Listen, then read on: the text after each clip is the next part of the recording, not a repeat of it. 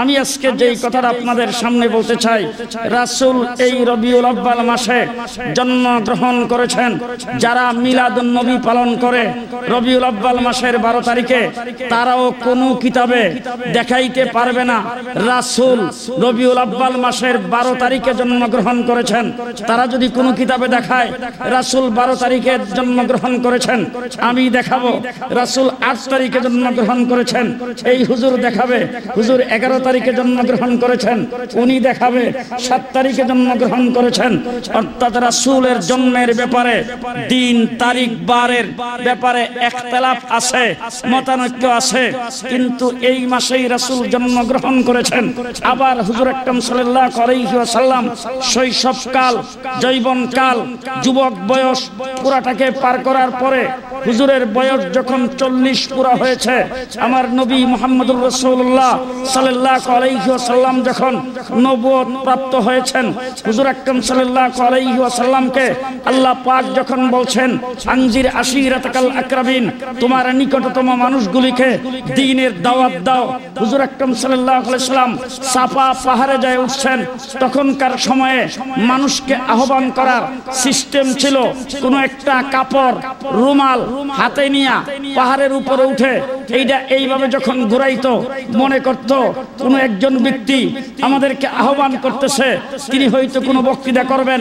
আমার নবী মুহাম্মদুর রাসূলুল্লাহ সাল্লাল্লাহু আলাইহি ওয়াসাল্লাম সাফা পাহাড়ের উপরে উঠে তারপরে তিনি হঠাৎ করে এইভাবে একটা চাদর, একটা রুমাল এইভাবে ঘুরানি দিলেন। কুরাইশ বংশের, সেই হাশিমি বংশের মক্কা নগরীর সমস্ত মানুষগুলি যাইয়া সেই পাহাড়ের নিকটে রাসূল সাল্লাল্লাহু আলাইহি ওয়াসাল্লামের সামনে হাজির হয়েছে। হুজুর আকরাম সাল্লাল্লাহু আলাইহি ওয়াসাল্লাম লম্বা চূড়া ঘটনা, ওই জায়গায় রাসূল সাল্লাল্লাহু আলাইহি ওয়াসাল্লাম বলেছেন, ইয়া আইয়ুহান নাস, সামনে লোক ছিলেন কুরাইশ, লোক ছিলেন হাশিমি, লোক ছিলেন মক্কাবাসী, কিন্তু রাসূল মক্কাবাসীকে সম্বোধন করেন নাই, কুরাইশকে সম্বোধন করেন নাই, হাশিমিকে সম্বোধন করেন নাই, সৈয়দ বংশকে সম্বোধন করেন নাই। রাসূল বলছেন ইয়া আইয়ুহান নাস, এই বিশ্বের মানব মণ্ডলী।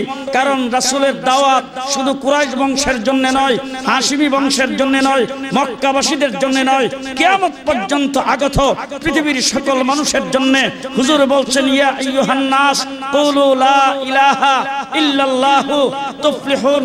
এতদিন পর্যন্ত 360 বুতের পূজা করছো, এতদিন পর্যন্ত হুবুল, মানাত, ওই সমস্ত মূর্তিদের পূজা করছো, এখন আর এই সমস্ত মূর্তির পূজা করা যাবে না। চন্দ্রের পূজা করা যাবে না, সূর্যের পূজা করা যাবে না, গাছের পূজা করা যাবে না, মাছের পূজা করা যাবে না, আগুনের পূজা করা যাবে না। এখন থেকে এক আল্লাহ, যিনি ওয়াহদাহু লা শারীকা লাহু, যিনি কুল হুয়াল্লাহু আহাদ, যিনি লাম ইয়ালিদ ওয়া লাম ইউলাদ, আজকের থেকে তার পূজা করতে হবে। যিনি সৃষ্টি করেছেন, যিনি লালন পালন করেন, যিনি জমিন থেকে ফসল ফলান, আসমান থেকে বৃষ্টি বর্ষণ করেন। আমার নবী সাল্লাল্লাহু আলাইহি সাল্লাম এই দাওয়াত যখন দিয়েছেন, যারা রাসূলকে লালন পালন করেছেন, হুজুর আকরাম সাল্লাল্লাহু আলাইহি সাল্লাম রাস্তা দিয়ে যাওয়ার সময় একজন আরেকজনকে ইশারা দিয়ে দেখাইতেন, এই যে দেখো, আমরা তো বিভিন্ন নৈশই করি, বিভিন্ন বাটপারি সিটারি করি। আমাদের বর্তমান সময়ে, বর্তমান সমাজে, আমাদের দেশে না শুধু এই আসমানের নিচে, জমিনের উপরে ভালো মানুষ, চরিত্রবান মানুষ যদি থাকে, তাইলে এই মানুষটা আছে। চরিত্রবান মানুষ যদি থাকে, মুহাম্মদ বিন আব্দুল্লাহ আছে। এই কথা যারা একজন আরেকজনের সঙ্গে বলতো, মুহাম্মদুর রাসূলুল্লাহর জন্মের পর থেকে যারা রাসূলকে লালন পালন করেছেন, হুজুর আকরাম সাল্লাল্লাহু আলাইহি সাল্লামকে যারা স্নেহ দিয়েছেন, যারা মায়া মমতা করেছেন, যারা সম্মান আর ইজ্জত করেছেন, ওই সমস্ত মানুষগুলি হুজুর আকরাম সাল্লাল্লাহু আলাইহি ওয়াসাল্লাম যখন দাওয়াত দেওয়ার আগে, কালিমা উচ্চারণ করার আগে, তাদের সামনে সর্বপ্রথম হুজুর নিজকে পেশ করেছেন। হুজুর বলেছেন, 40টা বছর পর্যন্ত আমি তোমাদের সমাজে কাটাইছি, তোমাদের সঙ্গে চলছি, তোমরা বলো তো দেখি, আমাকে সত্যবাদী হিসাবে পাইছো নাকি মিথ্যুক হিসাবে পেয়েছো? সবাই বলছেন আপনি সত্যবাদী, আপনি মিথ্যার লেশও আপনার ভিতরে নাই। তারপরে বলছেন, এই মুহূর্তে যদি আমি তোমাদেরকে একটি কথা বলি, পাহাড়ের পেছন থেকে একটা সৈন্য বাহিনী আসতেছে, অচিরেই তোমাদের উপর আক্রমণ করবে, তাইলে তোমরা বিশ্বাস করবে কিনা? হুজুর আকরাম সাল্লাল্লাহু আলাইহি ওয়াসাল্লাম এই কথা বলার পরে সাথে সাথে সমস্ত মানুষগুলি এক বাক্যে বলছেন, বলো কি, তোমাকে মিথ্যা কথা বলতে আজ পর্যন্ত শুনি নাই, তুমি যদি এর চাইতে বড় কোনো কথা বলো সেটা আমরা বিশ্বাস করব। এই কথা বলার পরে রাসূল এই দাওয়াত দিয়েছেন। দাওয়াতটা দিতে দেরি, লা ইলাহা ইল্লাল্লাহ দুইটা শব্দ উচ্চারণ করতে দেরি। যারা রাসূলকে আস-সাদিকুল আমিন বলে উপাধি দিয়েছেন তারা পাথর হাতে নিতে দেরি হয় নাই এবং রাসূলকে পাথরের আঘাত করতেও দেরি হয় নাই। সকলে মহব্বতের সাথে নামাজের দুরূদ শরীফ পড়ব। আল্লাহুম্মা সাল্লি আলা মুহাম্মাদ ওয়া আলা আলি মুহাম্মাদ কামা সাল্লাইতা আলা ইব্রাহিম ওয়া আলা আলি ইব্রাহিম ইন্নাকা হামিদুম মাজিদ। اللهم بارك على محمد وعلى آل محمد كما باركت على إبراهيم وعلى آل إبراهيم إنك حميد مجيد. نحمده ونصلي على رسوله الكريم. أما بعد فأعوذ بالله من الشيطان الرجيم. بسم الله الرحمن الرحيم. وما أرسلناك إلا رحمة للعالمين. صدق الله العظيم.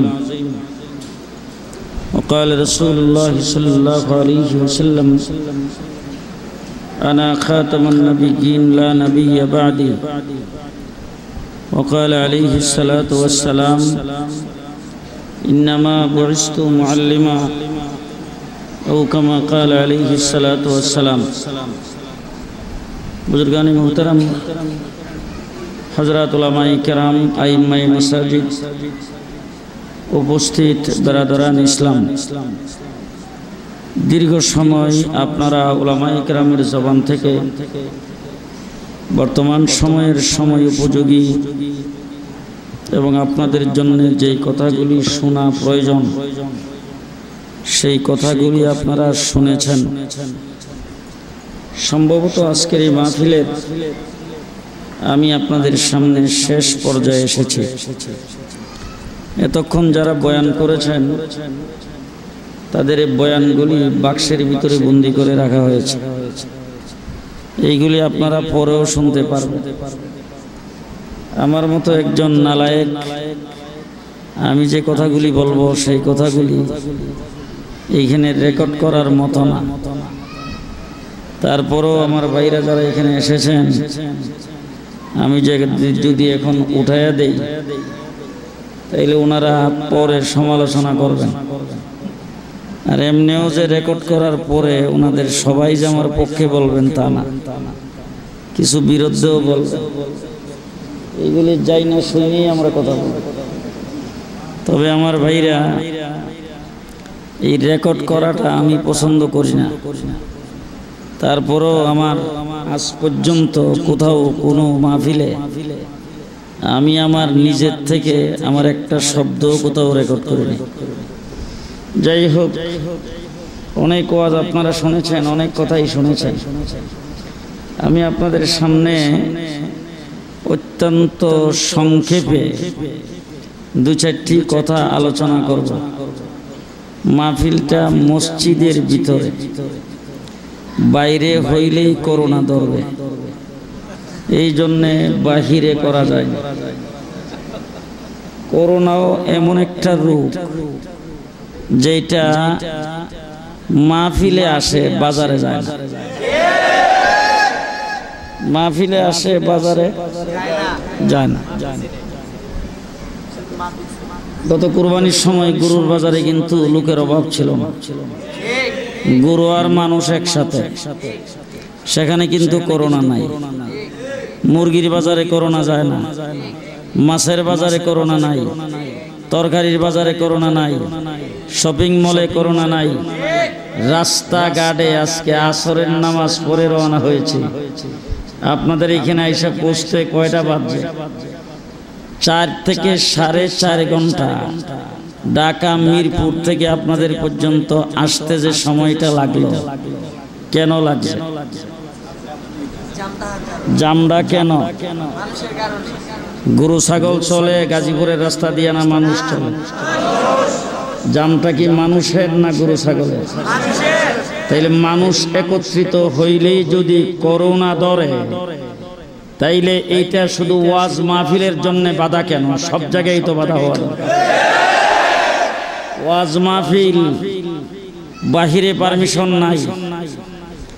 আমি আসলে জানি না আপনারা যারা ইন্তজাম করেছেন, যারা শোনার জন্য আসছেন, কথা বললে আপনারা কতটুকু রাগ করবেন। আমি এখানে এসে বসার পরে আপনাদের প্রশাসনের লোক আসছে, আসার পরে দেখলাম কয়েকজন খুব দ্রুত গতিতে বলতেছে হুজুরদের নাম শুই না লোক কিছু চলে আসছে নাকি, লোক কিছু চলে আসছে। আমরা আসলে এত লোক দাওয়াত দেয়নি, মানে লোক আমি যেটা বুঝলাম যে লোক এইখানে মসজিদ ভরপুর বেশি হয়েছে, এই জন্যে বোধ হয় প্রশাসনের পক্ষ থেকে অভিযোগ। আর এই মসজিদে যাবে না মানুষ, যাবে কোথায়? আল্লাহর ঘর মসজিদে মানুষ এসেছেন, মাহফিলে লোক হয়েছে না বেশি হয়েছে না কম হয়েছে সেটা প্রশাসন থেকে দেখা হয়। মাহফিলের পারমিশন দেওয়ার সময় বলে বেশি মানুষ হইতে পারবে না, মাঠে করতে পারবেন না, বাহিরে মাইক দিতে পারবেন না। দুর্গা পূজা যদি হইতে পারে, শতকরা ৯২% মুসলমানের দেশে রোডে গাড়ে মাঠে সব জায়গায় ইসলামী সম্মেলন হবে। আজকে আমরা মসজিদের ভিতরে সম্মেলন করতেছি, পরিষ্কার ভাষায় বলে যাচ্ছি, ভালো করে মনে রাখেন, মসজিদের ভিতরে আর কোন হলের ভিতরে আমাদেরকে বেশি দিন আটকে রাখতে পারবে না। বাংলাদেশে ইসলামী সম্মেলনের ওয়াজ মাহফিল, এটা বাংলাদেশের মুসলমানের ঐতিহ্য, শত শত বছর যাবত হয়ে আসছে। মাঠে ময়দানে ওপেন হবে, বাধা দিয়ে কেউ রাখতে পারবে না। মাঠে ময়দানে আমাদেরকে চেতাইবেন না, রাগাইবেন না আমাদেরকে। আমরা শান্ত জাতি, আমরা শান্তিপ্রিয় মানুষ। আলেম ওলামায়ে কেরাম কাউকে উস্কানি দেয় না, আলেম ওলামায়ে কেরাম কোথাও কোনো গন্ডগোল করে না। যদি বাধ্য হয়ে গন্ডগোল করতে হয়, আমরাও গন্ডগোল করতে জানি, রাস্তায় আমরাও নামবো। বাধা দিবেন, বাধা দিয়ে রাখতে পারবেন না। এই দেশের আলেম ওলামায়ে কেরামের সাথে দেশের প্রত্যেকটি দলের জনগণ আছে। আমার বন্ধুগণ, আজকে মসজিদের ভিতরে বসেছেন, মসজিদের আদব রক্ষা করে বসবেন। যারা এখানে বসেছেন জানি না এতক্ষণ কিভাবে বসা ছিলেন, এখন আপনারা সবাই মনে মনে নিয়ত করেন, যতক্ষণ মসজিদে থাকবো ইতিকাফের নিয়ত করলাম। বলেন বলেন বলেন, সামনে যতক্ষণ মসজিদে থাকবো ইতিকাফের নিয়ত করলাম। আল্লাহ তো কবুল করুক, সকলে বলেন আমিন। মাসটার নাম রবিউল আব্বাল। কি মাস? রবিউল আব্বাল বলতে কোনো মাস আছে আপনারা জানেন তো? যে এখন তো হিসাব হলো জানুয়ারি ফেব্রুয়ারি। মুসলমানদের মাস, ইসলামের মাস, কোরআনের মাস, আল্লাহ প্রদত্ত মাস হলো রবিউল আব্বাল, রবিউল সানি, চন্দ্র মাস। মুহাম্মদুর রাসূলুল্লাহ সাল্লাল্লাহু আলাইহি ওয়াসাল্লাম এই মাসে জন্মগ্রহণ করেছেন। এই নিয়ে আমাদের মধ্যে অনেক আলোচনা আছে। রাসূলুল্লাহ সাল্লাল্লাহু আলাইহি ওয়াসাল্লামের জন্ম দিবস আলোচনা হয়, হুজুরের মিলাদ হয়। কিছু সংখ্যক লোক আছে সারা বছর মাথার থেকে নিয়ে পায়ের পাতা পর্যন্ত বডিটা তালাশ করলে আল্লাহর নবীর আদর্শের সুন্নতের লেশও তাদের গায়ে পাওয়া যাবে না। তাদের বক্তৃতায় নবীর আদর্শ নাই, তাদের লেখায় নবীর আদর্শ নাই, তাদের চলাফেরায় নবীর আদর্শ নাই, তাদের কাই কারবারে নবীর আদর্শ নাই, তাদের ফ্যামিলিতে নবীর আদর্শ নাই, তাদের দোকান পাঠে নবীর আদর্শ নাই, তাদের অফিস আদালতে নবীর আদর্শ নাই, তাদের রাজনীতিতে নবীর আদর্শ নাই। কিন্তু রবিউল আব্বাল মাস যখন আসে নবীর মিলাদের জন্য পাগল হয়ে যায়। আমি আজকে যেই কথাটা আপনাদের সামনে বলতে চাই, রাসূল এই রবিউল আব্বাল মাসে জন্মগ্রহণ করেছেন। যারা মিলাদুন নবী পালন করে রবিউল আব্বাল মাসের 12 তারিখে, তারাও কোনো কিতাবে দেখাইতে পারবে না রাসূল রবিউল আব্বাল মাসের 12 তারিখে জন্মগ্রহণ করেছেন। তারা যদি কোনো কিতাবে দেখায় রাসূল 12 তারিখে জন্মগ্রহণ করেছেন, আমি দেখাবো রাসূল 8 তারিখে জন্মগ্রহণ করেছেন। এই হুজুর দেখাবে হুজুর 11 তারিখে জন্মগ্রহণ করেছেন, উনি দেখাবে 7 তারিখে জন্মগ্রহণ করেছেন। অর্থাৎ রাসূলের জন্মের ব্যাপারে দিন তারিখ বারের ব্যাপারে ইখতিলাফ আছে, মতানৈক্য আছে, কিন্তু এই মাসেই রাসূল জন্মগ্রহণ করেছেন। আবার হুজুর আকরাম সাল্লাল্লাহু আলাইহি ওয়াসাল্লাম শৈশবকাল, যৌবনকাল, যুবক বয়স পুরাটাকে পার করার পরে হুজুরের বয়স যখন 40 পুরা হয়েছে, আমার নবী মুহাম্মদুর রাসূলুল্লাহ সাল্লাল্লাহু আলাইহি ওয়াসাল্লাম যখন নবুয়ত প্রাপ্ত হয়েছেন, হুজুর আকরাম সাল্লাল্লাহু আলাইহি ওয়াসাল্লামকে আল্লাহ পাক যখন বলছেন আনজির আশিরাতাকাল আকরাবিন, তোমার নিকটতম মানুষগুলিকে দ্বীনের দাওয়াত দাও। হুজুর আকরাম সাল্লাল্লাহু আলাইহি ওয়াসাল্লাম সাফা পাহাড়ে যায় উঠছেন, তখনকার সময়ে মানুষকে আহ্বান করার সিস্টেম ছিল কোনো একটা কাপড় রুমাল হাতে নিয়ে পাহাড়ের উপরে উঠে এইটা এইভাবে যখন ঘুরাইতো, মনে করত কোনো একজন ব্যক্তি আমাদেরকে আহ্বান করতেছে, তিনি হয়তো কোনো বক্তৃতা করবেন। আমার নবী মুহাম্মদুর রাসূলুল্লাহ সাল্লাল্লাহু আলাইহি ওয়াসাল্লাম সাফা পাহাড়ের উপরে উঠে তারপরে তিনি হঠাৎ করে এইভাবে একটা চাদর, একটা রুমাল এইভাবে ঘুরানি দিলেন। কুরাইশ বংশের, সেই হাশিমি বংশের মক্কা নগরীর সমস্ত মানুষগুলি যাইয়া সেই পাহাড়ের নিকটে রাসূল সাল্লাল্লাহু আলাইহি ওয়াসাল্লামের সামনে হাজির হয়েছে। হুজুর আকরাম সাল্লাল্লাহু আলাইহি ওয়াসাল্লাম লম্বা চূড়া ঘটনা, ওই জায়গায় রাসূল সাল্লাল্লাহু আলাইহি ওয়াসাল্লাম বলেছেন, ইয়া আইয়ুহান নাস, সামনে লোক ছিলেন কুরাইশ, লোক ছিলেন হাশিমি, লোক ছিলেন মক্কাবাসী, কিন্তু রাসূল মক্কাবাসীকে সম্বোধন করেন নাই, কুরাইশকে সম্বোধন করেন নাই, হাশিমিকে সম্বোধন করেন নাই, সৈয়দ বংশকে সম্বোধন করেন নাই। রাসূল বলছেন ইয়া আইয়ুহান নাস, এই বিশ্বের মানব মণ্ডলী। কারণ রাসূলের দাওয়াত শুধু কুরাইশ বংশের জন্য নয়, হাশিমি বংশের জন্য নয়, মক্কাবাসীদের জন্য নয়, কিয়ামত পর্যন্ত আগত পৃথিবীর সকল মানুষের জন্য।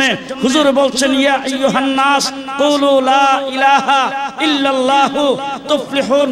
এতদিন পর্যন্ত 360 বুতের পূজা করছো, এতদিন পর্যন্ত হুবুল, মানাত, ওই সমস্ত মূর্তিদের পূজা করছো, এখন আর এই সমস্ত মূর্তির পূজা করা যাবে না, চন্দ্রের পূজা করা যাবে না, সূর্যের পূজা করা যাবে না, গাছের পূজা করা যাবে না, মাছের পূজা করা যাবে না, আগুনের পূজা করা যাবে না।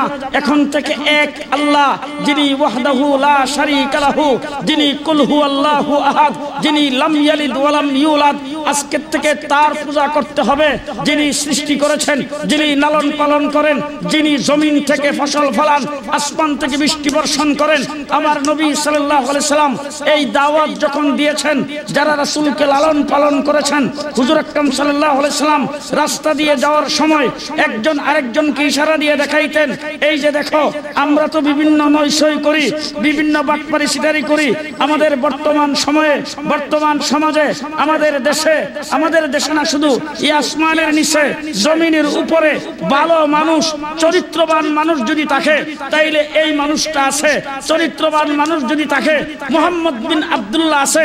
এই কথা যারা একজন আরেকজনের সঙ্গে বলতো, মুহাম্মদুর রাসূলুল্লাহর জন্মের পর থেকে যারা রাসূলকে লালন পালন করেছেন, হুজুর আকরাম সাল্লাল্লাহু আলাইহি সাল্লামকে যারা স্নেহ দিয়েছেন, যারা মায়া মমতা করেছেন, যারা সম্মান আর ইজ্জত করেছেন, ওই সমস্ত মানুষগুলি হুজুর আকরাম সাল্লাল্লাহু আলাইহি ওয়াসাল্লাম যখন দাওয়াত দেওয়ার আগে, কালিমা উচ্চারণ করার আগে, তাদের সামনে সর্বপ্রথম হুজুর নিজকে পেশ করেছেন।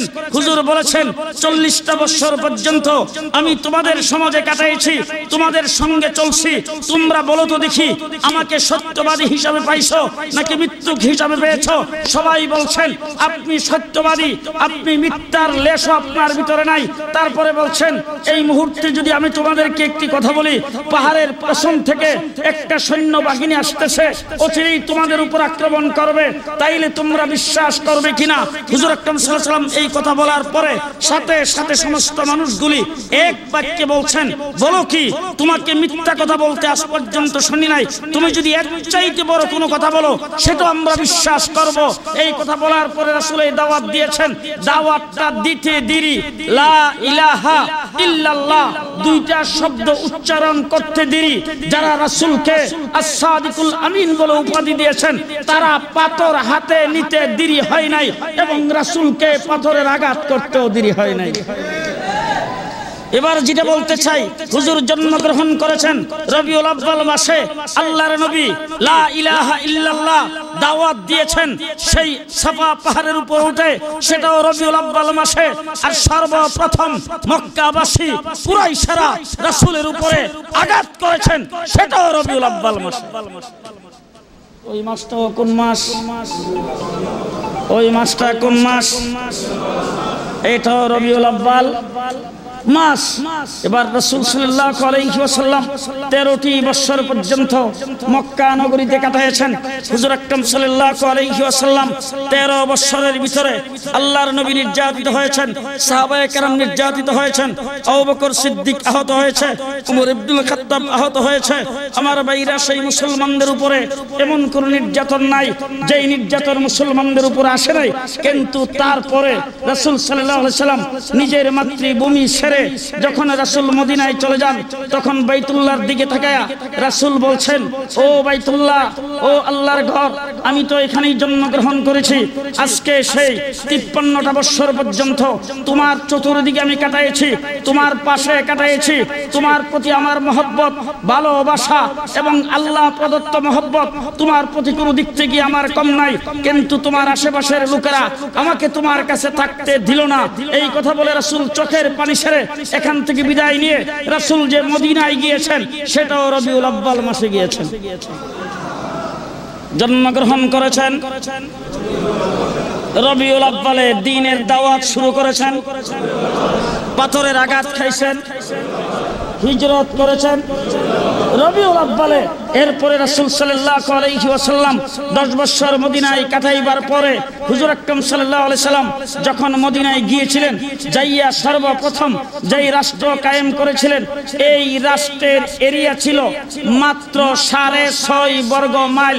আল্লাহর নবীর জীবদ্দশায় এই রাষ্ট্রের এরিয়া হয়েছে এই রাষ্ট্রের এরিয়া হয়েছে 8,500 বর্গ মাইল। এই রাষ্ট্র রাসূল সাল্লাল্লাহু আলাইহি ওয়াসাল্লাম 10 বছরের ভিতরে কায়েম করেছেন।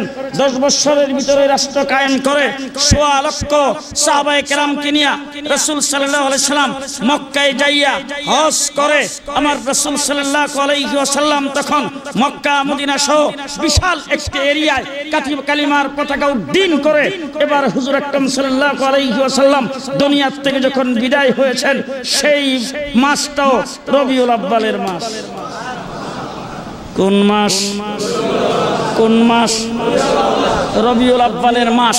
এবার আসুন দেখি, আমাদের এই হুজুর যখন দুনিয়াতে থাকবেন না, অথবা দুনিয়াতে থাকা অবস্থায় আমরা তার জীবনী নিয়ে আলোচনা করব, জীবন ও কর্ম সম্পর্কে বই পুস্তক লিখব।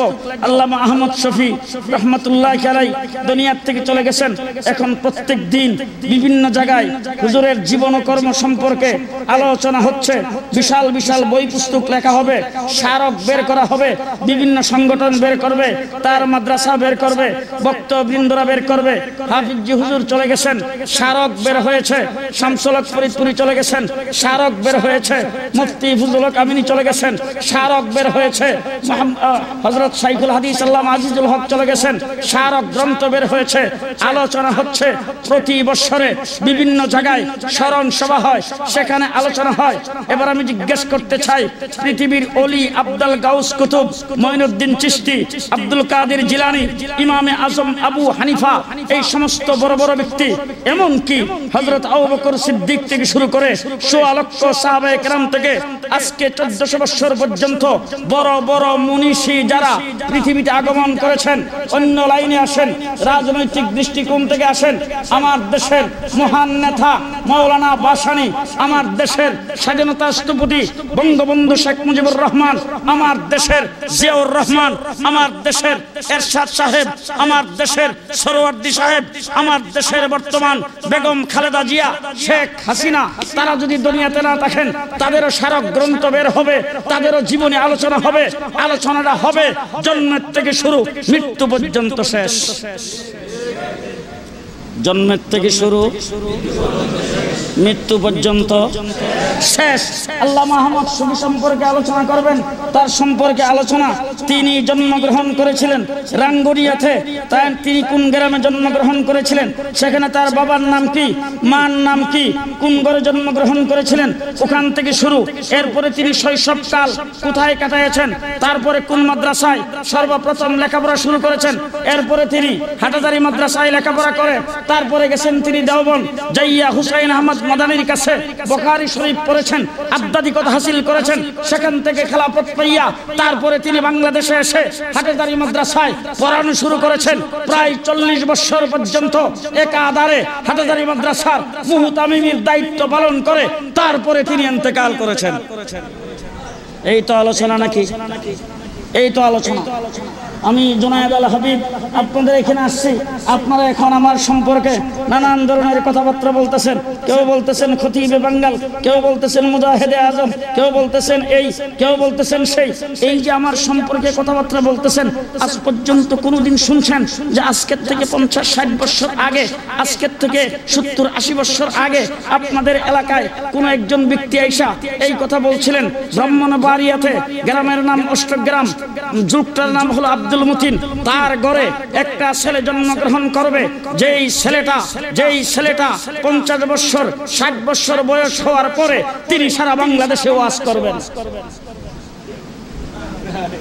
জি জি, গোটা গোপালগঞ্জ ফরিদপুরের কোন মানুষ আজকের থেকে 100 বছর আগে এই কথা কেউ বলছেন? গোপালগঞ্জের কোটালীপাড়াতে এমন একজন ছেলে জন্মগ্রহণ করবেন যিনি হাই স্কুলে পড়ার সময় জেল খাটবেন, তারপরে তিনি ভাষা আন্দোলন দিয়া রাজনীতি শুরু করবেন। তার বক্তৃতায় 7ই মার্চের ভাষণে মানুষ মুক্তিযুদ্ধে অংশগ্রহণ করবে, তারপরে দেশ স্বাধীন হবে।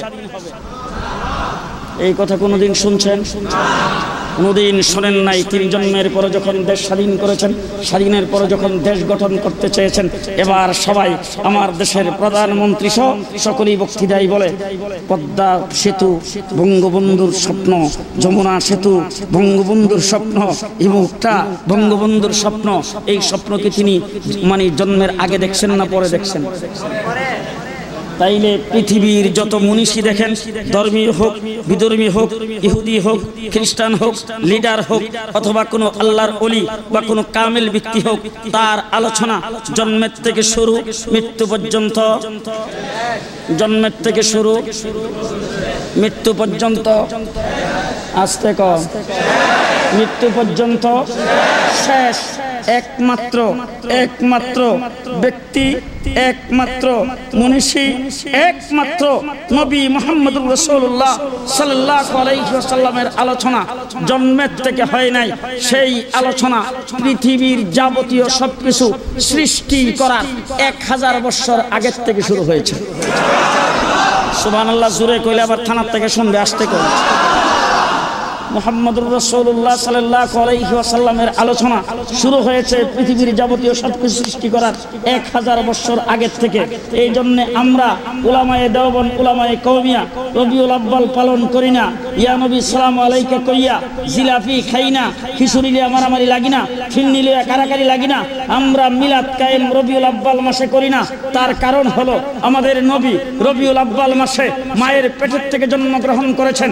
এই জন্মের থেকে রাসূলের আলোচনা শুরু হয় নাই, আমার নবীর আলোচনা আরো অনেক আগের থেকে শুরু হয়েছে। এই জন্য আমরা রবিউল আব্বাল থেকে আলোচনা করে শেষ করতে চাই না।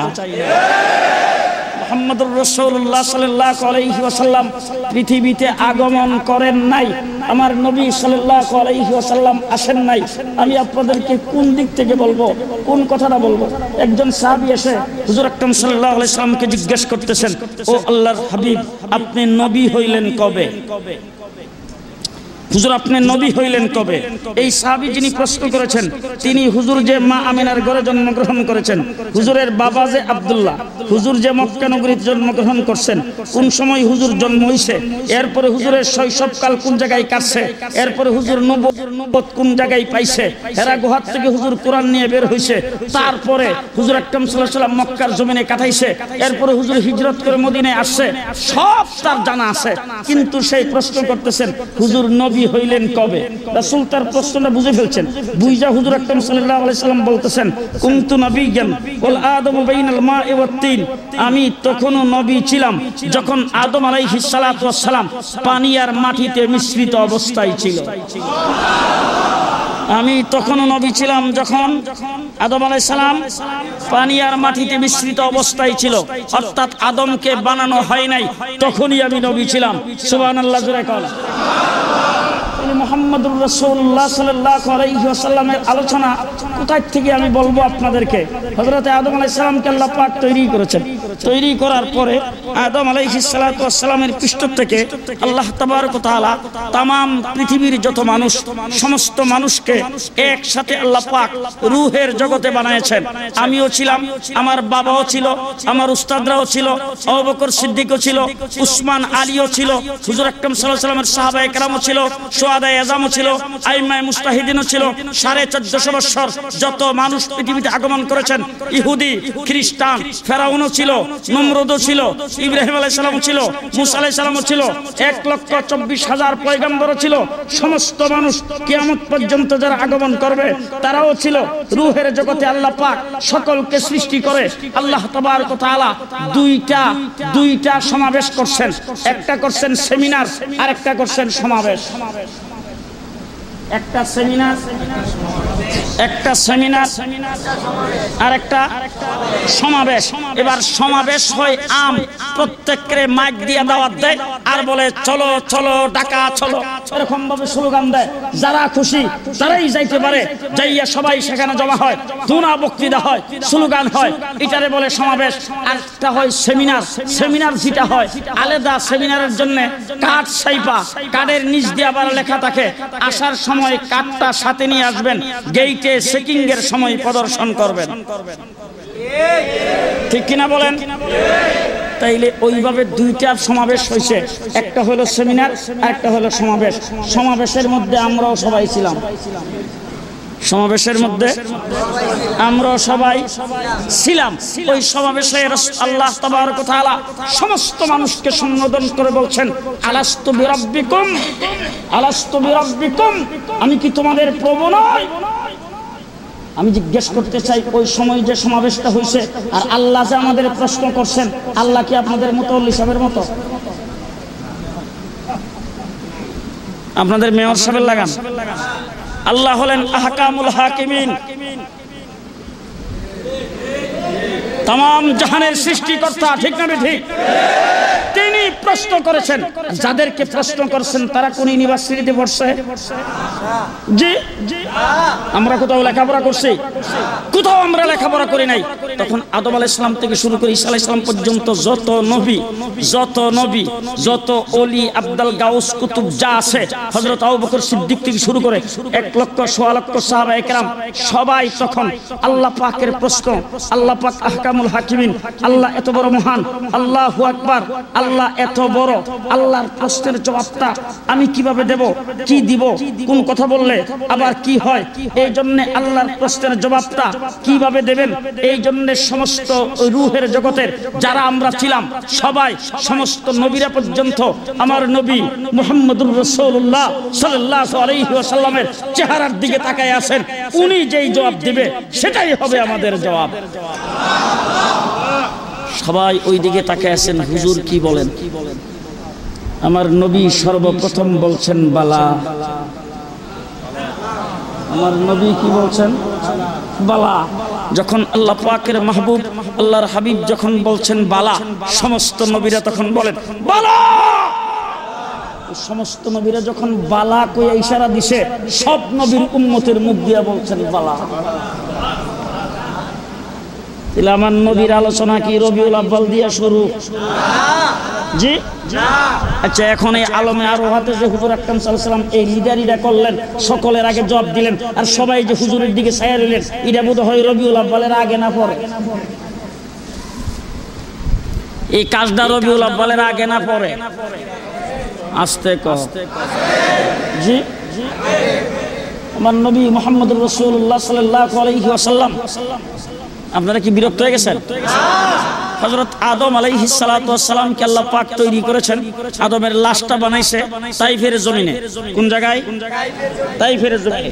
ওখানে হযরত আদম আলাইহিস সালামের লাশটাকে ওই জায়গায় রৌদ্রে শুকাইছে, শুকায়া আল্লাহ পাক আদমের লাশ আদমকে উঠায় নিছেন আরশের নিচে, সেখানে নিয়ে আদম আলাইহিস সালামকে রাখছেন, রাইখা আদমের লাশকে আদমকে জান্নাতের ভিতরে ঢুকাইছেন। এবার জান্নাতের ভিতরে আদম আলাইহিস সালাম, লম্বা চড়া ঘটনা আমি সংক্ষেপে বলতেছি। জান্নাতের ভিতরে হযরত আদম আলাইহিস সালাম চলাফেরা করা শুরু করছেন। হঠাৎ করে একদিন আল্লাহরে ডাক দিয়ে কয়, আল্লাহ একটা জিনিস জানার বড় শখ। আল্লাহ কোন জিনিস জানতা? বলে আল্লাহ তোমাকে তো চিনলাম, তুমি আমারে বানাইছো, আরশের নিচে রাখছো, আবার এখন জান্নাতে এত আরামের জায়গায় বসবাস করার জন্য দিছো। তোমার নামটা দেখলে, নামটা শুনলে এটা তো আমি খুব ভালো করে চিনি, লা ইলাহা ইল্লাল্লাহ, এটা তো আমার চিনতে কোনো অসুবিধা হয় নাই। কিন্তু তোমার নামের সাথে আরেকটা নাম সব জায়গার মধ্যে লাগায় রাখছো, এটা খালি দেখতেছি কিন্তু এটা আজ পর্যন্ত চিনতে পারি নাই, এটার আমার একটু চিনা দরকার। আদম আলাইহিস সালাতু ওয়াস সালামকে আল্লাহ পাক জিজ্ঞেস করেন, তুমি এই নামটা কোথায় কোথায় দেখলা? আদম আলাইহিস সালাম বলেন, কেন? আমাকে যখন আরশের নিচে রাখা হয়েছে, আমি আরশের দিকে তাকায় দেখি আরশের চতুর্দিকে বিশাল আকারে তোমার নাম লেখা, লা ইলাহা ইল্লাল্লাহ, সাথে লেখা আছে মুহাম্মাদুর রাসূলুল্লাহ সাল্লাল্লাহু আলাইহি ওয়াসাল্লাম। এরপরে যখন আমাকে আরশের নিচ থেকে ফেরেশতারা যখন আনতে গেছে, তখন আমি প্রত্যেকটা ফেরেশতার দিকে তাকায় দেখি তাদের কপালের মধ্যে লেখা লা ইলাহা ইল্লাল্লাহ, সাথে মুহাম্মাদুর রাসূলুল্লাহ। এরপরে যখন আমাকে আইনা জান্নাতের ভিতরে ঢুকাবে, আমি জান্নাতের বাহির থেকে গেটের দিকে যখন তাকাইলাম, জান্নাতের বিশাল গেটে লেখা লা ইলাহা ইল্লাল্লাহ মুহাম্মাদুর রাসূলুল্লাহ। জান্নাতের ভিতরে ঢুকলাম, ঢুকে দেখি ফল গাছ, ফুলের গাছ অভাব নাই, সারি সারি গাছ লাগানো। জান্নাতের এত বড় বিশাল বাগান, এত বড় গাছ, ছোট গাছ, বড় গাছ, ফুলের গাছ, ফলের গাছ, সব গাছের পাতায় পাতায় লেখা লা ইলাহা ইল্লাল্লাহ মুহাম্মাদুর রাসূলুল্লাহ। এবার জান্নাতের মধ্যে আমাকে যত আসবাবপত্র ব্যবহার করার জন্য দেওয়া হয়েছে, প্রত্যেকটা আসবাবের গায়ে লেখা লা ইলাহা ইল্লাল্লাহ মুহাম্মাদুর রাসূলুল্লাহ। এবার আমাকে রং বেরঙের ফল ফলাদি খাবার দাবার জান্নাতের ভিতরে দেওয়া হয়, প্রত্যেকটা খাবারের লেবেলের উপরে লেখা লা ইলাহা ইল্লাল্লাহ মুহাম্মাদুর রাসূলুল্লাহ। সুবহানাল্লাহ, আস্তে কয়েন। যখন এই কথা হযরত আদম আলাইহিস সালামকে বলছেন, আদম আলাইহিস সালাম আল্লাহকে মানে বলছেন, আল্লাহ রাব্বুল আলামিন ডাক দিয়া কয়, আদম চিনো নাই? বলে না আল্লাহ, আমি তো চিনি নাই, কারণ চিনার মতো কোনো ব্যবস্থা তো আমার নাই, আমাকে তো এই কথা কেউ বলেও নাই, আর আমি কাকে জিজ্ঞেস করব? তুমি মাত্র একা আমাকে বানাইছো, আমি জান্নাতের ভিতরে থাকি। আল্লাহ রাব্বুল আলামিন হযরত আদম আলাইহিস সালামকে ডাক দিয়া বলেন, আদম লাউলা কালামা খালাকতুকা ইয়া আদম, যদি তাকে না বানাইতাম তোমারেও বানাইতাম না, তাকে যদি না বানাইতাম তোমারেও বানাইতাম না। এবার এই যে ঘটনাটা বললাম, এটা রবিউল আউয়ালের আগে না পরে? হ্যাঁ, তাইলে রাসূলের আলোচনা কি মা আমেনার ঘরের থেকে যখন জন্মগ্রহণ করছেন তখন থেকে না আরো আগের থেকে? জি। এবার আরো কইতাম, আরো বলবো। জিবরাইল আমিন রাসূল সাল্লাল্লাহু আলাইহি ওয়াসাল্লামের দরবারে আসছেন, আয়েশা তারপরে কথাবার্তা বলতেছেন।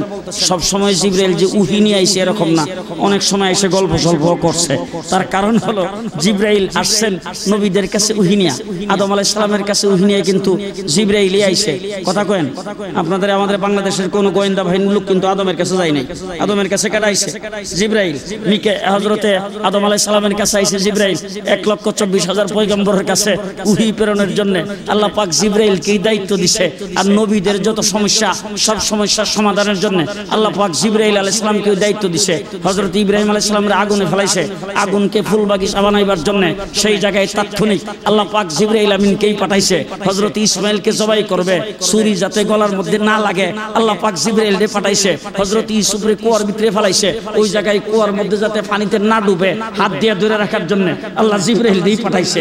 তো মুহাম্মদ মুহাম্মদুর রাসূলুল্লাহ সাল্লাল্লাহু আলাইহি সাল্লাম ছাড়া অন্য যত নবী পৃথিবীতে আগমন করছে সমস্ত নবীর কাছে জিবরাইল আমিন আগমন করছেন। ইতিহাস তালাশ করে দেখেন, হাদিস কোরআন তালাশ করে দেখেন, কোন নবীর কাছে জিবরাইল আইছে জীবনে মাত্র একবার, কারো কাছে আইছে 3 বার, কারো কাছে আইছে 7 বার। হযরতে ইব্রাহিম আলাইহিস সালামের কাছে জিবরাইল আমিন আইছে 40 বার, মুসা আলাইহিস সালামের কাছে আইছে 400 বার। 400 বারের উপরে কোন নবীর কাছে জিবরাইল আমিন আগমন করে নাই।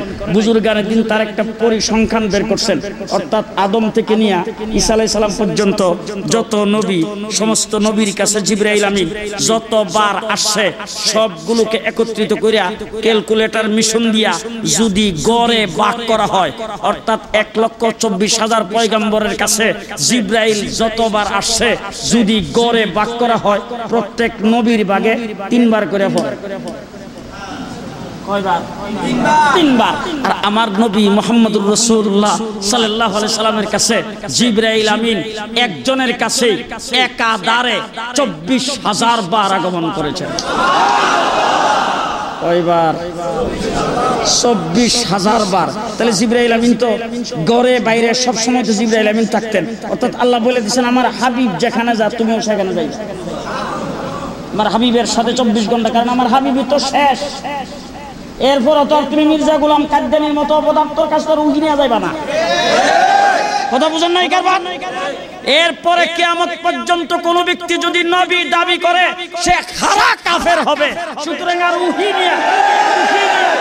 উহি নিয়ে যাওয়ার তো তোমার কোনো রাস্তাই নাই। তুমি যাইতে থাকবা, সকালে যাইবা, বিকালে যাইবা, দুপুরে যাইবা, যেখানে আমার হাবিব যাইবা সেখানে তুমি থাকবা। 24,000 বার। কয়বার? জিবরাইল আমিনের কাছে খালি উহিল হইছে, অন্যান্য সময় তো আয়েশা বৈশা কথাবার্তা তো বলছে। একদিন এসে জিবরাইল আমিন হুজুর আকরাম সাল্লাল্লাহু আলাইহি সাল্লামের সঙ্গে কথাবার্তা বলতেছেন, এর ভিতর দিয়ে জিবরাইল রাসূলকে ডাক দিয়ে ও আল্লাহর হাবিব আপনার বয়স কত? আপনার বয়স কত? যখন কইছে আপনার বয়স কত, তখন রাসূল সাল্লাল্লাহু আলাইহি সাল্লাম কয় জিবরাইল আমারটা পরে কমো, তোমার বয়স কত? জিবরাইল আমিন কয় হুজুর ডেট অফ বার্থ জানা নাই। আমি জানি না, আপনাদের মুতল্লি সাহেব জিজ্ঞেস করে দেখেন ওনার ডেট অফ বার্থ আছে কিনা, কারণ আগেকার মানুষের এইসব লেখাজোখা থাকতো না, আন্দাজ করে একটা করতো কথা কয়। আরে বাবা আমরা তো এরকম নাই, কথা বুঝেন নাই কেন? আন্দাজ করে কথা বুঝেন নাই? ওই মারে জি গেলে বাপের জি গেলে চৈত মাসে হচ্ছে, চৈত মাস। এরপরে সংগ্রামের বোধ হয় 10-12 বছর বয়স তোমার, এ আন্দাজ করে কথা বুঝেন নাই কেন? জিবরাইল আমিন তো আরো আগে, তখন কি ডেট অফ বার্থ আছে? আইডি কার্ডের কোনো ব্যবস্থা ছিল? আর জিবরাইলের কি কোনো পাসপোর্ট লাগে? জিবরাইলের ডেট অফ বার্থ জানা থাকবে কোত্থেকে? কথা বুঝেন না? জিবরাইল আমিন ডেট অফ বার্থ তো নাই, তবে আমার বয়স কত তো আমি বলতে পারবো না। তবে একটা কথা, আমি একটা ঘটনা যদি আপনাকে শোনাই তাইলে আপনি হুজুর হিসাব কইরা আমার বয়সটা কত এটা বের করতে পারবেন। হুজুর আকরাম সাল্লাল্লাহু আলাইহি ওয়াসাল্লাম কি ঘটনা?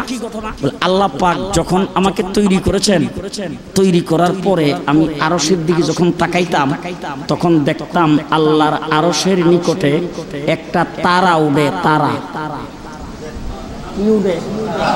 তারা চিনছেন তো? একটা তারা উড়ে। এই তারাটা উঠে আল্লাহ পাকের আরশের চতুর্দিকে তোয়াফ করে। কি করে? তোয়াফ করে। তারাটা যদি একবার উঠতো 70,000 বছর তোয়াফ করত। কয় বছর? 70,000 বছর। এরপরে যখন অস্ত যাইতো, ডুববা যাইতো, আবার 70,000 বছর ডুববা থাকতো। প্রতি 70,000 বছর পর পর একবার উঠত। এই তারাটা আমি জিবরাইল 72,000 বার উঠতে আর অস্ত যাইতে দেখছি। কয়বার? 72,000 বার। এবার হুজুর আপনি হিসাব কইরা আমার বয়সটা বাইর করে নেন। রাসূল সাল্লাল্লাহু আলাইহি ওয়াসাল্লাম কো দেখো মোবাইলও তো আবিষ্কার হয় না, আর ক্যালকুলেটর তো নাই। এখন আমি হিসাব করতে হইলে এটা নিয়ে খাতা কলম হাতে লই তুইব, তারপর এটা যোগ বিয়োগ করুম দিয়া এরপরে হিসাব করা লাগবে। হিসাব তো অনেক পরে। আচ্ছা হিসাব করে করুম, আগে তোমার কাছে জানতে চাই এই তারাটারে তুমি চিনোনি? এটা যে উঠতো এটা কেডা, এই সম্পর্কে তোমার পরিচয় জানা আছে কিনা? জিবরাইল আমিন কো না হুজুর, আমি এই সম্পর্কে জানি না। আল্লাহর হাবিব ডাক দিয়ে বলেন, ওই তারাটাই ছিলাম আমি মুহাম্মদুর রাসূল।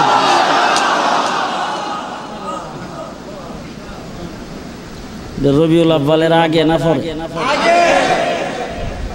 এক সপ্তাহ আগে, এক বছর। যে আমার নবীর আলোচনা কোথা থেকে শুরু? হায় হায়,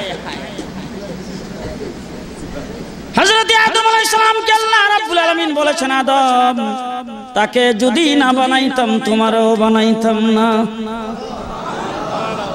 যেই জান্নাতে আছো সেই জান্নাত হইতো না। কথা কয় না? হইতো? আল্লাহর হাবিব যদি পৃথিবীতে আগমন না করতো, আসমান হইতো না, জমিন হইতো না। জি আমার ভাইরা, আসমান হইতো না, জমিন হইতো না, চন্দ্র হইতো না, সূর্য হইতো না। এইসব কোরআন আছে, হাদিসে আছে, ইতিহাসে আছে, বিভিন্ন কিতাবাদিতে আছে। এবার কিতাব সারা কথা আমি বলতে চাই, আপনাদের গাজীপুরের সিটি হইতো না যদি আমার নবী পৃথিবীতে আগমন না করতো। আমাদের মুতাল্লি হইতো,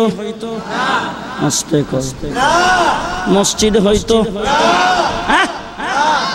মুসলমান 1971 সনে মুক্তিযুদ্ধ হতো না আমার নবী যদি পৃথিবীতে না আসতো। বঙ্গবন্ধু শেখ মুজিবের জন্ম হতো না রাসূল যদি না আসতো। লাউলা কালামা খালাকতুকা ইয়া আদম। গোটা পৃথিবীর যাবতীয় সবকিছু তোমারে সহ এই মুহাম্মদুর রাসূলুল্লাহ সাল্লাল্লাহু আলাইহি সাল্লামের খাতিরে আমি আল্লাহ পাক বললাম। আমার নবীর আলোচনা অনেক আগের থেকে। কথা কয় জি, অনেক আগের থেকে।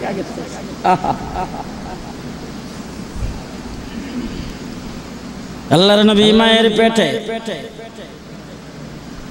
আব্দুল মুত্তালিব রাসূলের দাদা, নাম শুনছেন তো? আল্লাহর নবীর বাবা আব্দুল্লাহ ইন্তেকাল করেছেন, রাসূলের বাবা দুনিয়াতে নাই, রাসূল মায়ের পেটে। আব্দুল মুত্তালিবের কাছে কিছু সংখ্যক লোক আইসা বলছে, তোমার বৌমা আব্দুল্লাহর বউ, তোমার বৌমা এত দামি আতর কোথায় থেকে ব্যবহার করে? এমন সুগন্ধিযুক্ত আতর ব্যবহার করে যেই সুগন্ধিযুক্ত আতর আমাদের দেশে কোনো মানুষের কাছে পাওয়া যায় না। বিধবা মহিলার এত সুগন্ধিযুক্ত আতর কেন? আব্দুল মুত্তালিব বৌমাকে ডাক দিয়ে বলেছেন, বৌমা তুমি নাকি খুব দামি আতর ব্যবহার করো, তোমার শরীর থেকে সব সময় দামি সুঘ্রাণ বের হইতে থাকে। মানুষ আমার কাছে অভিযোগ করেছেন। মা মেনা চোখের পানি ছেড়ে দিয়ে বলেন, আব্বা যেদিন থেকে এই সন্তান আমার পেটে গেছে ওই দিন থেকে আমার শরীর থেকে মেশকে আম্বরের সুঘ্রাণ বের হইতেছে। আমার শরীর থেকে যখন গাম বের হয়, গামটা মেশকে আম্বর চাইতে বেশি সুগন্ধি। আমার শরীরে জামা কাপড় থাকে, সেই জামা কাপড়টা সুগন্ধি। আমি যেখানে বসি সেখান থেকে সুগন্ধ বের হইতে থাকে। ও শ্বশুর আব্বা, আমি কি করব? আমার শরীর থেকে এরকম সুঘ্রাণ বের হয়। আবু তালেব রাসূলকে ডাক দিয়ে বলেন, ভাতিজা তোমার সম্পর্কে আমি অনেক কিছু জানি। আল্লাহর হাবিব জিজ্ঞাসা করেন, চাচা কি জানেন? বলে, আমি তোমার সম্পর্কে অনেক কিছু শুনেছি। কিছু জিনিস তোমার জন্মের আগে, কিছু জিনিস তোমার জন্মের পরে। বলে, চাচা কোথায় থেকে কি শুনলেন? বলে, তুমি যখন তোমার মায়ের পেটে ছিলা, তোমার মার কাছ থেকে শুনেছি তোমার মা তোমাকে পেটে ধারণ করা অবস্থায় ঘর থেকে বের হয়েছে। প্রচন্ড রৌদ্রের ভিতরে ঘর থেকে বের হইতে দেরি হয়েছে। আকাশের মেঘ আইসা তোমার মার মাথায় ছায়া ধরতে দেরি হয় না।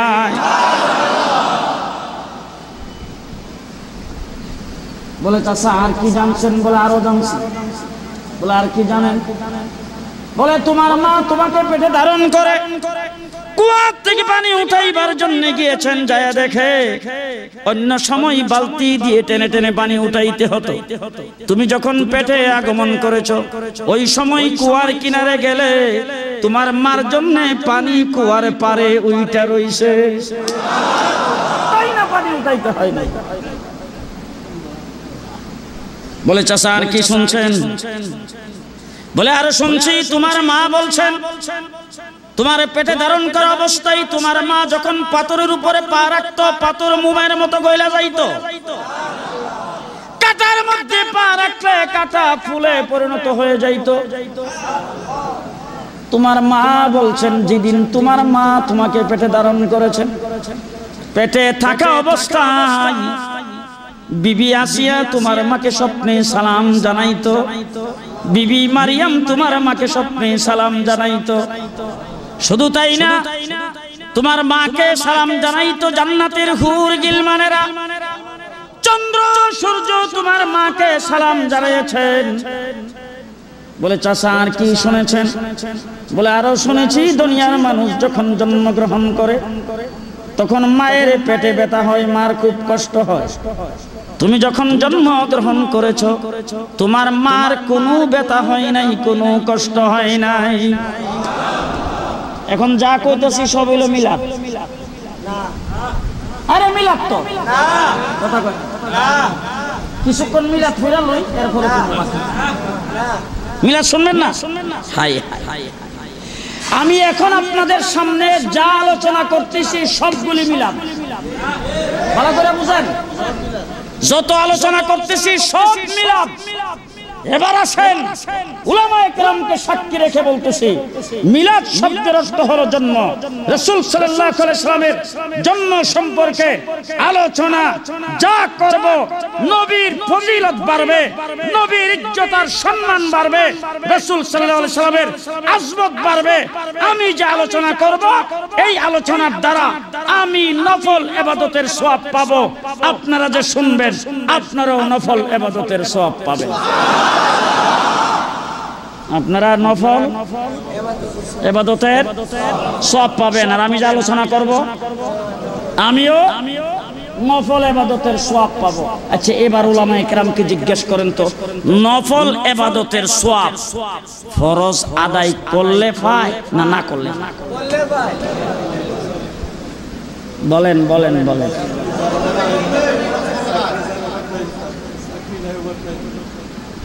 আপনাদের দেশের একজন মানুষ মনে করেন যে মা বৃদ্ধা মা ঘরের মধ্যে অসুস্থ, হঠাৎ করে একদিন গভীর রাত্রের বেলা মা ডাক দিয়ে বাবা রে একটা কমলা যদি খাইতাম। যেই কমলার কথা কইছে হে বেটা মা কমলা খাইতে কইছে আর হুঁশ আছে তা। সকালবেলা উঠেই ফজরের নামাজের পরেই যায় বাজারে হাজির কমলা কেনার জন্য, যায় দেখে দোকান খুলে নাই। 8টা সাড়ে 8টার সময় যখন দোকান খুলছে তখন খুব তাড়াহুড়া করে বলতেছে বাবার এই ফজরের নামাজ পড়ে এসে হাজির হয়েছি, আমার মা কইছে কমলা খাইতে, তা আমার যদি একটা কমলা যদি দিতে, আমার একটা কমলার দরকার। দোকানদার উঠে কো বাবা তুমি আমার 60-এর কাস্টমার, সুতরাং 60-এর কাস্টমার যদি আমি ছেড়ে দেই বা তার সঙ্গে যদি মোলামুলি করি আর যদি বিক্রি না করতে পারি তাইলে কিন্তু সারাদিনই আমার যাত্রা খারাপ। সুতরাং তুমি আমার কাছে কমলা নিতে আইছো, কমলা একটা করে বেচা হয় না। কমলা হইলে খালি 60টা কমলা যদি নেও তাইলে বিক্রি করা যাবে, একটা করে বেচা হয়। বেটাকে দেখো আমার তো একটার দরকার, তুমি যদি 60টার কমে না বিক্রি করতো, আমার তো মা কইছে খাওয়ার জন্য, এই জন্য 60টাই তো নিতে হবে। আচ্ছা বলো তো দেখি 60টা কমলার দাম কত? হে বেটা ওইটাকে দেখো তুমি যেহেতু আমার 60-এর কাস্টমার, তোমার লগে মোলামুলি করলেও কিন্তু আমার যাত্রা খারাপ। সুতরাং কমলা যদি তুমি নেও তাইলে ফিক্স রেট একদম, কোনো মোলামুলি নাই, 50 টাকা লাগবে একালি কমলা। যখন 50 টাকা কইছে হে বেটা তো আপনাদের এলাকার চালাক মানুষ তো, হে ওইটাকে 40 টাকা দিবি। কত? যে কইছে 40, হ্যাঁ বেটা কত না বাবা, খামাখা আমি কমলা বিক্রি করবো না। 50 টাকার কমে 1 পয়সা কমও বিক্রি করা যাবে না, কারণ এত কমে যদি বিক্রি করি তাইলে আমার যাত্রা খারাপ, কারণ ফার্স্ট কাস্টমারের কাছে কমে বিক্রি করলে সারাদিন যাত্রা ভালো হয়।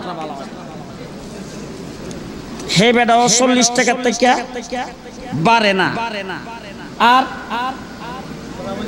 50 টাকার কমে দিবে না। এখন দেখে যে কাস্টমারটা ছুটে যাইব, অন্যান্য দোকানও খোলা শুরু করছে। এবার একটা কাছে ডাক দিয়ে নিয়ে বাবা, তুমি আমার সাইতের কাস্টমার, তুমি আমার জন্য বড় লক্ষ্মী, তোমার 50 টাকা কমলার দাম আমার 50 টাকা, তবে তুমি যদি 50 টাকা দিয়া আমার খালি কমলা কিনো, আমি তোমার একটা সম্মান করব, একটা কমলা দিয়ে দিব ফাও।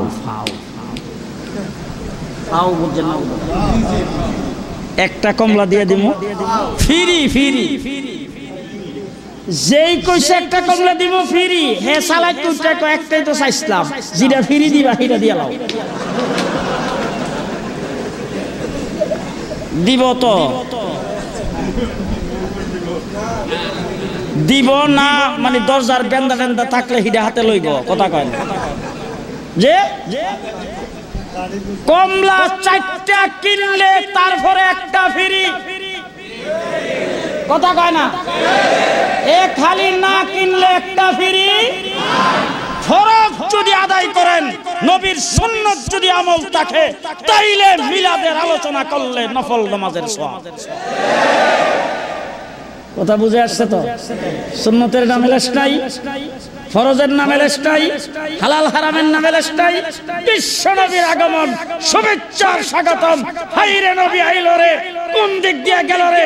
রবিউল আউয়াল মাসে যত স্লোগান দিবেন ফাউ খাওয়ার মতো। কথা বুঝে আসতেছে?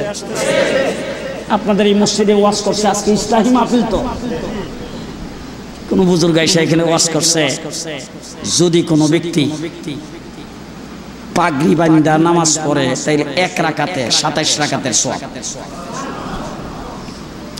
এরকম ওয়াজ শুনতে যারা আইসে আর কি, তারা এখানে বসে একজন নিয়ত করছে যে এত বড় সওয়াব এটা সারে কেন 1 রাকাতে 27 রাকাত, বুঝেন নাই কারবার?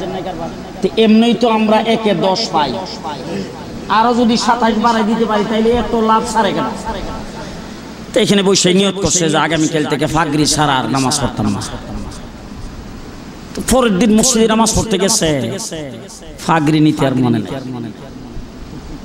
তো যাইয়া দেখে আমার মতো এরকম 2-4 জন ফাগরি বান্দা মুসল্লি খারাপ, দিক কেমন হয়েছে, হাই হাই। কালখানা ওয়াজে যাই নিয়ত করলাম, ফাগরি আনলাম না, করলাম কি? এখন ফাগরি বান্দা 27 রাকাতের সওয়াব হাসিল করার জন্য ডাইনে বামে তাকাইতেছে যে মসজিদের মধ্যে একটা গামছা টামছা কাপড় টাপড় কোনো হানে পাই কিনা, হিরা দিয়ে ফাগরি বানবে। দেখে যে মসজিদে কিছু নাই, হঠাৎ করে নিচের দিকে ছায়া দেখে লুঙ্গি দেয়া পরা, লুঙ্গিটা টান্দা খুইলা মাথায় ফাগরি।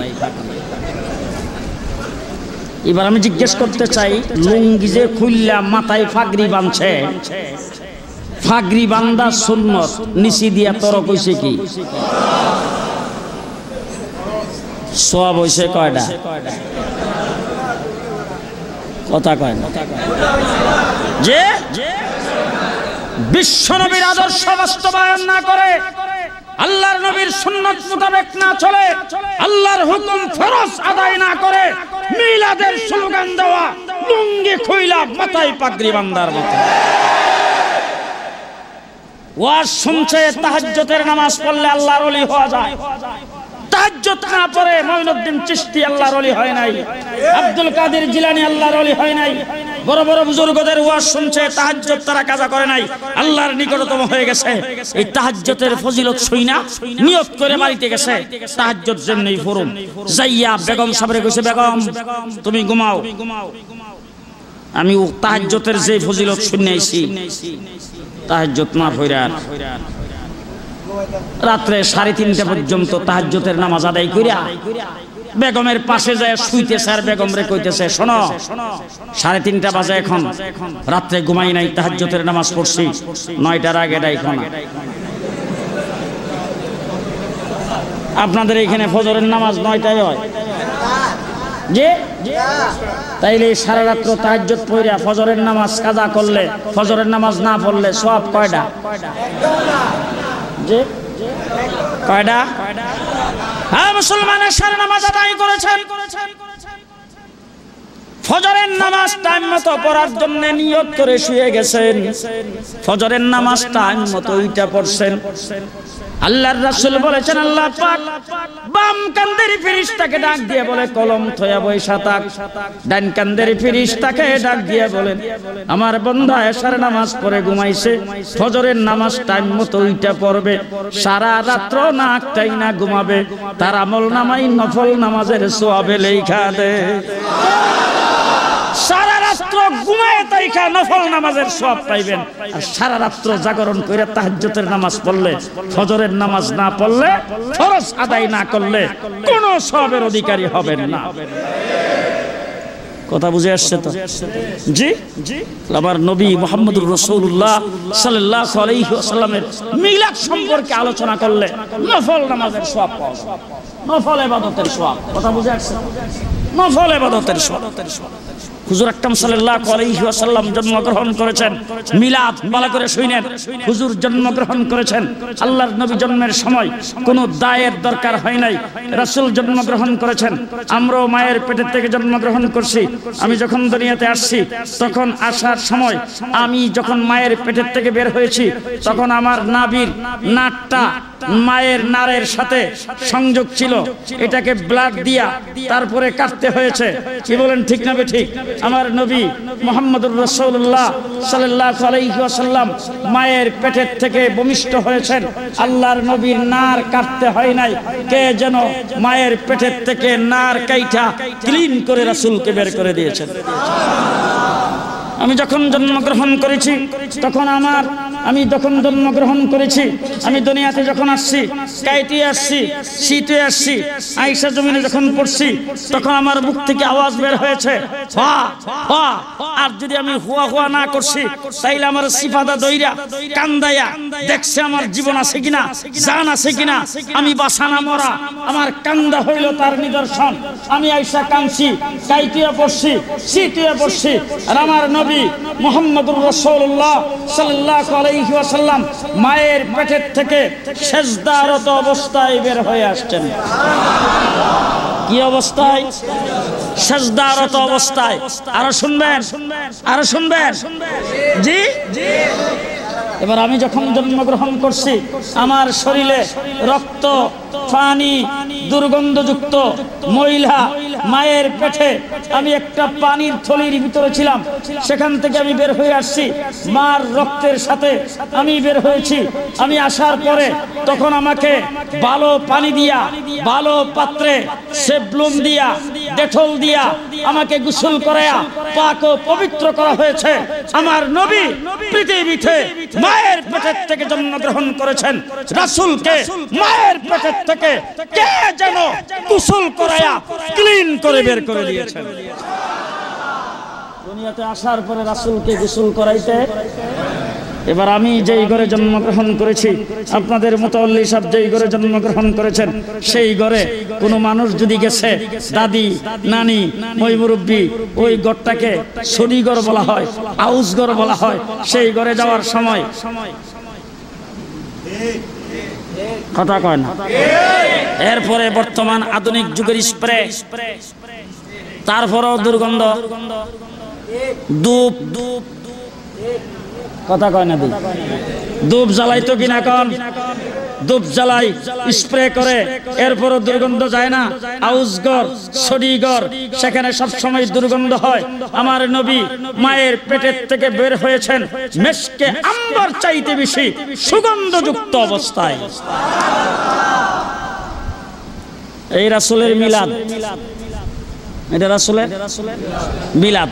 এইবার কইতাম নি, রাগ করবেন না তো? জি, এইবার আপনি যদি মিলাদ কায়েম করতে চান, রাসূলের মিলাদ যদি আমল করতে চান, তাইলে আমি যখন জন্মগ্রহণ করছি, আপনি যখন জন্মগ্রহণ করছেন, তখন তো দুর্গন্ধ সরাইতে সরাইতে আসছেন। এখন যদি আপনি মিলাদের উপর আমল করতে চান, আবার মায়ের ফেডে গিয়া সুগন্ধ সরাই আয়েন। পারবেন তো? সম্ভব সম্ভব। তাইলে মিলাদুন নবীর আলোচনা, মিলাদুন নবীর কথা, মিলাদুন নবীর ওয়াজ, মিলাদ সম্পর্কে আপনি লিখবেন, যাই করবেন, সবকিছু নবীর ইজ্জতের প্রমাণ হবে, নবীর বরত্বের প্রমাণ হবে, নবীর নবুয়তির প্রমাণ হবে, উম্মতের জন্য শরীয়তের কোনো দলিল প্রমাণ হবে। উম্মতের জন্য শরীয়তের কোনো দলিল হবে হবে নবীর নবুয়তির দলিল হবে, নবীর ইজ্জত আর সম্মানের দলিল হবে, উম্মতের জন্য শরীয়তের কোনো দলিল হবে না। কথা বুঝে আসতেছে তো? জি জি। এবার আমিও জন্মগ্রহণ করেছি, আপনিও জন্মগ্রহণ করেছেন, হুজুর আকরাম সাল্লাল্লাহু আলাইহি ওয়াসাল্লাম জন্মগ্রহণ করেছেন। আমার নবী পৃথিবীতে আইসা সেজদায় পড়ে গেছেন, সেজদার থেকে মাথা উঠাইয়া রাসূল সাল্লাল্লাহু আলাইহি ওয়াসাল্লাম শাহাদাত আঙ্গুলিটা উপরের দিকে উঠাইছেন। উপরের দিকে উঠাইতে দেরি আল্লাহর নবীর শাহাদাত আঙ্গুলির মাথার থেকে একটা নূর বের হয়ে গোটা পৃথিবী আলোকিত হইতে দেরি নাই। এবার মুহাম্মদুর রাসূলুল্লাহ সাল্লাল্লাহু আলাইহি ওয়াসাল্লাম জন্মগ্রহণ করেছেন। হযরতে আবু তালেব রাসূল সাল্লাল্লাহু আলাইহি সাল্লামের চাচা বলেন, ভাতিজা তুমি সুবে সাদেকের সময় জন্মগ্রহণ করেছিলা, একটু পরে যখন সূর্য উঠছে আমরা তোমাকে ঘরের ভিতরে রাখছি যাতে সূর্যের তাপ তোমার শরীরে না লাগে। এরপরে যখন সূর্য অস্ত যাইতেছে, যখন ঠান্ডা হয়ে গেছে, ঠান্ডা আবহাওয়া, মুক্ত আবহাওয়া খাওয়ার জন্য তোমাকে ঘর থেকে বের করে নিয়ে আমরা খোলা আকাশের নিচে শোয়াই। এমন সময় আমি তাকিয়ে দেখি তুমি শুয়ে রইছো চিত হইয়া, এইভাবে হাত পাগুলি নাড়তেছো আর তুমি কন্দন করতেছো। এমন সময় দেখি আকাশের চাঁদা তোমার দিকে আসতেছে, তোমার দিকে আসতেছে, তোমার দিকে আসতেছে। যখন কাছাকাছি আসছে তখন আমি জোরে আওয়াজ করে চিৎকার করে ফেলেছি, সর্বনাশ, আমার বাতিজার উপরে এই চাঁদা আবার পড়ে যায় কিনা, পইরা কোনো ক্ষতি হয় কিনা। কিন্তু সেই চিৎকারের পরে তাকায়ে দেখি চাঁদ তোমার উপর পড়ে নাই। তুমি যে হাত পাগুলি এইভাবে নাড়তেছো, তোমার হাত আর পায়ের নাড়ার সাথে চাঁদ তোমার সঙ্গে খেলা করতে শুরু করেছে। মুহাম্মদুর রাসূলুল্লাহ সাল্লাল্লাহু আলাইহি ওয়াসাল্লাম, ও আমার ভাইরা, সেই নবী মুহাম্মদুর রাসূলুল্লাহ সাল্লাল্লাহু আলাইহি ওয়াসাল্লাম, আল্লাহ তাবারক ওয়া তাআলা আমাদেরকে এই নবীর উম্মত বানিয়েছেন। যত নবী পৃথিবীতে আগমন করেছেন, সমস্ত নবী পৃথিবীতে আসার আগমন করে আল্লাহ পাকের দরবারে মুনাজাত করেছেন, রোনাজারি করেছেন, আবদার করেছেন, আরজ করেছেন।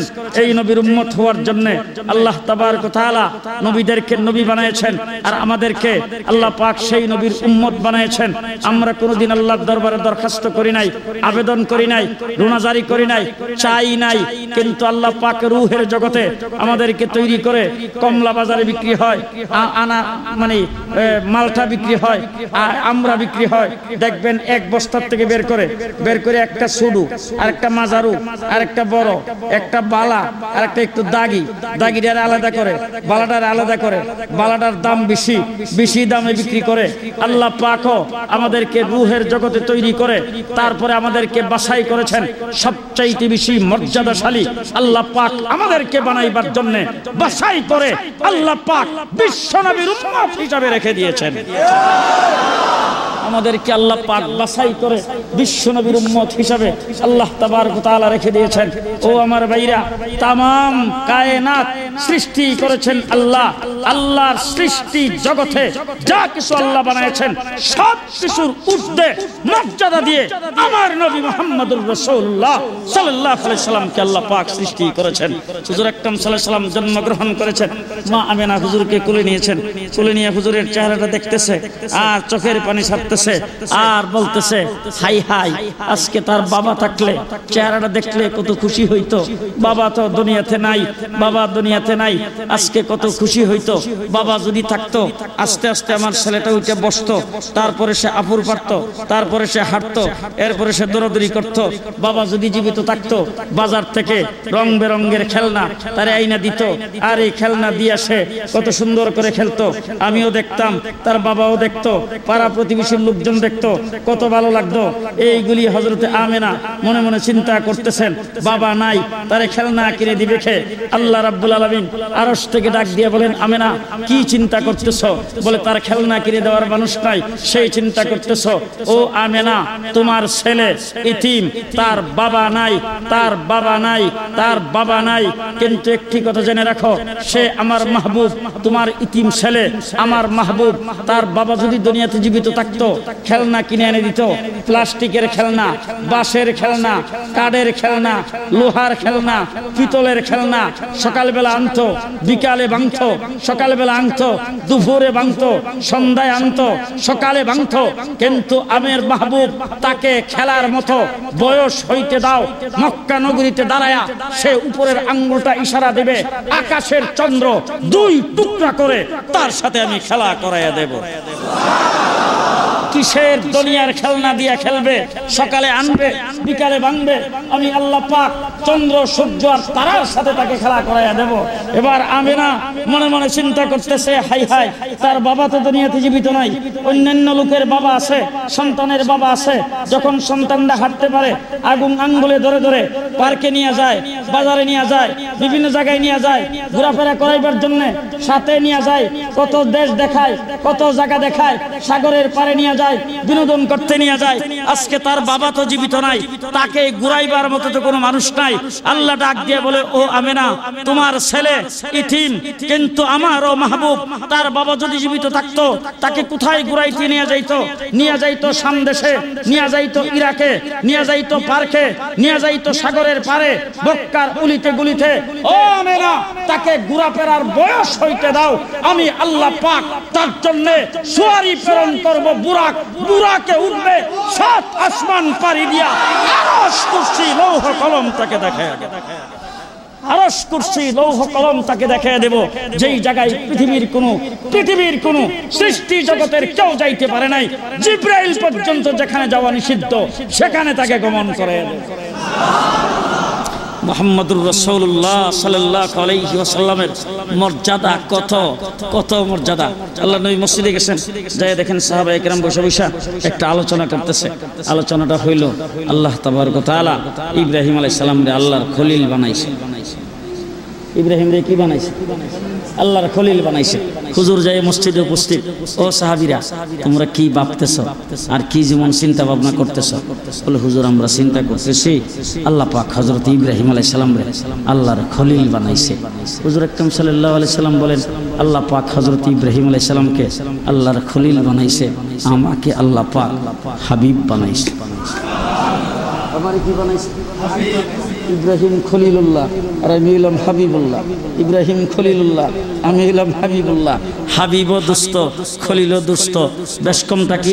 বলে বেশকমটা হইল খলিল, যে তার সাথে দুষ্ট করে আল্লাহ, দুষ্টি করে আল্লাহ খলিলের কাছ থেকে সবকিছু নিয়ে গেছে।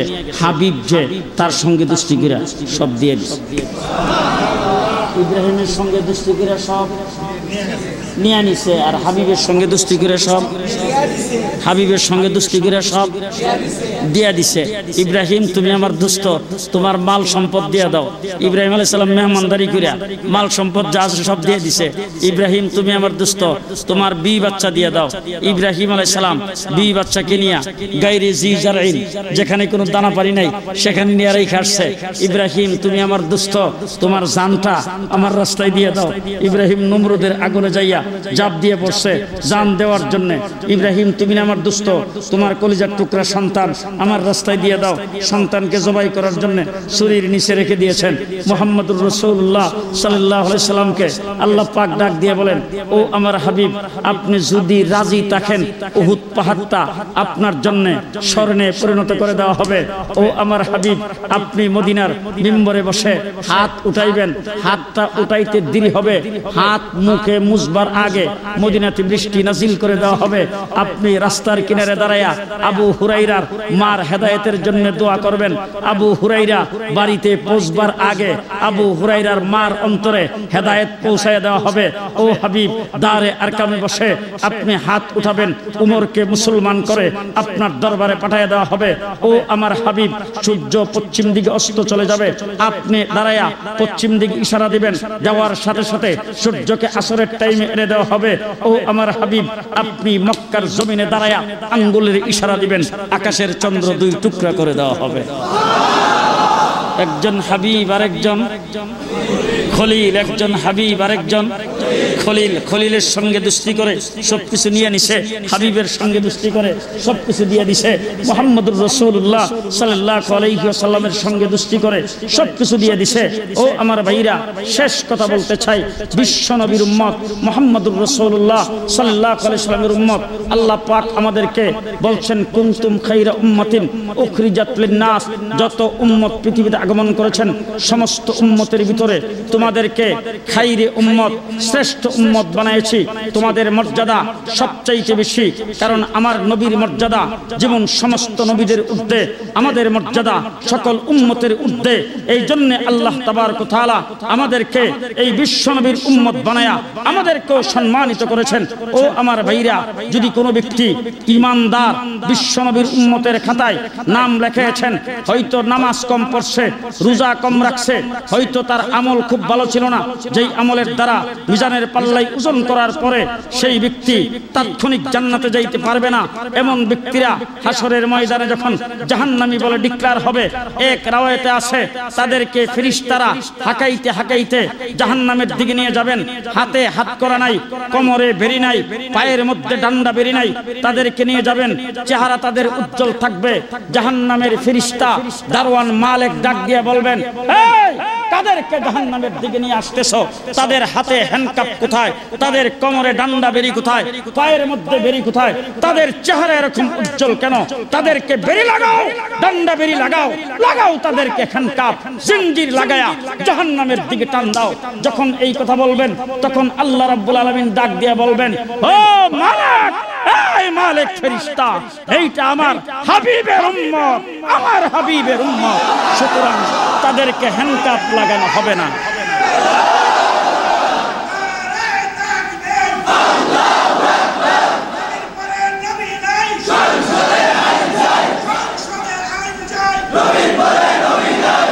মুসলমান, বিশ্ব নবীর উম্মত, আমার হাবিবের উম্মত, তাদের চেহারা চমকাইতে থাকবে, তাদের হাত চমকাইতে থাকবে। আল্লাহ বলবেন, এই হাতে হ্যান্ডকাপ লাগানো হবে না।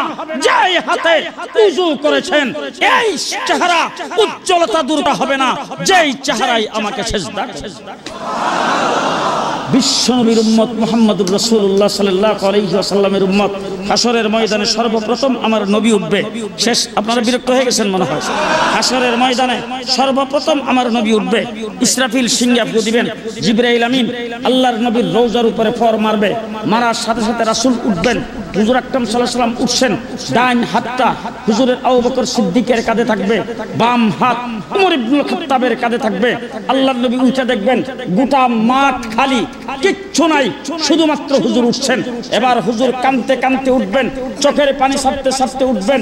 এই চোখের পানি ছাড়াটা ফাতেমার জন্য না, এই চোখের পানি ছাড়া হাসান হুসাইনের জন্য না, এই চোখের পানি ছাড়া আল্লাহ পাকের রাসূল সাল্লাল্লাহু আলাইহি ওয়াসাল্লামের কোন আলিয়া আওলাদের জন্য না।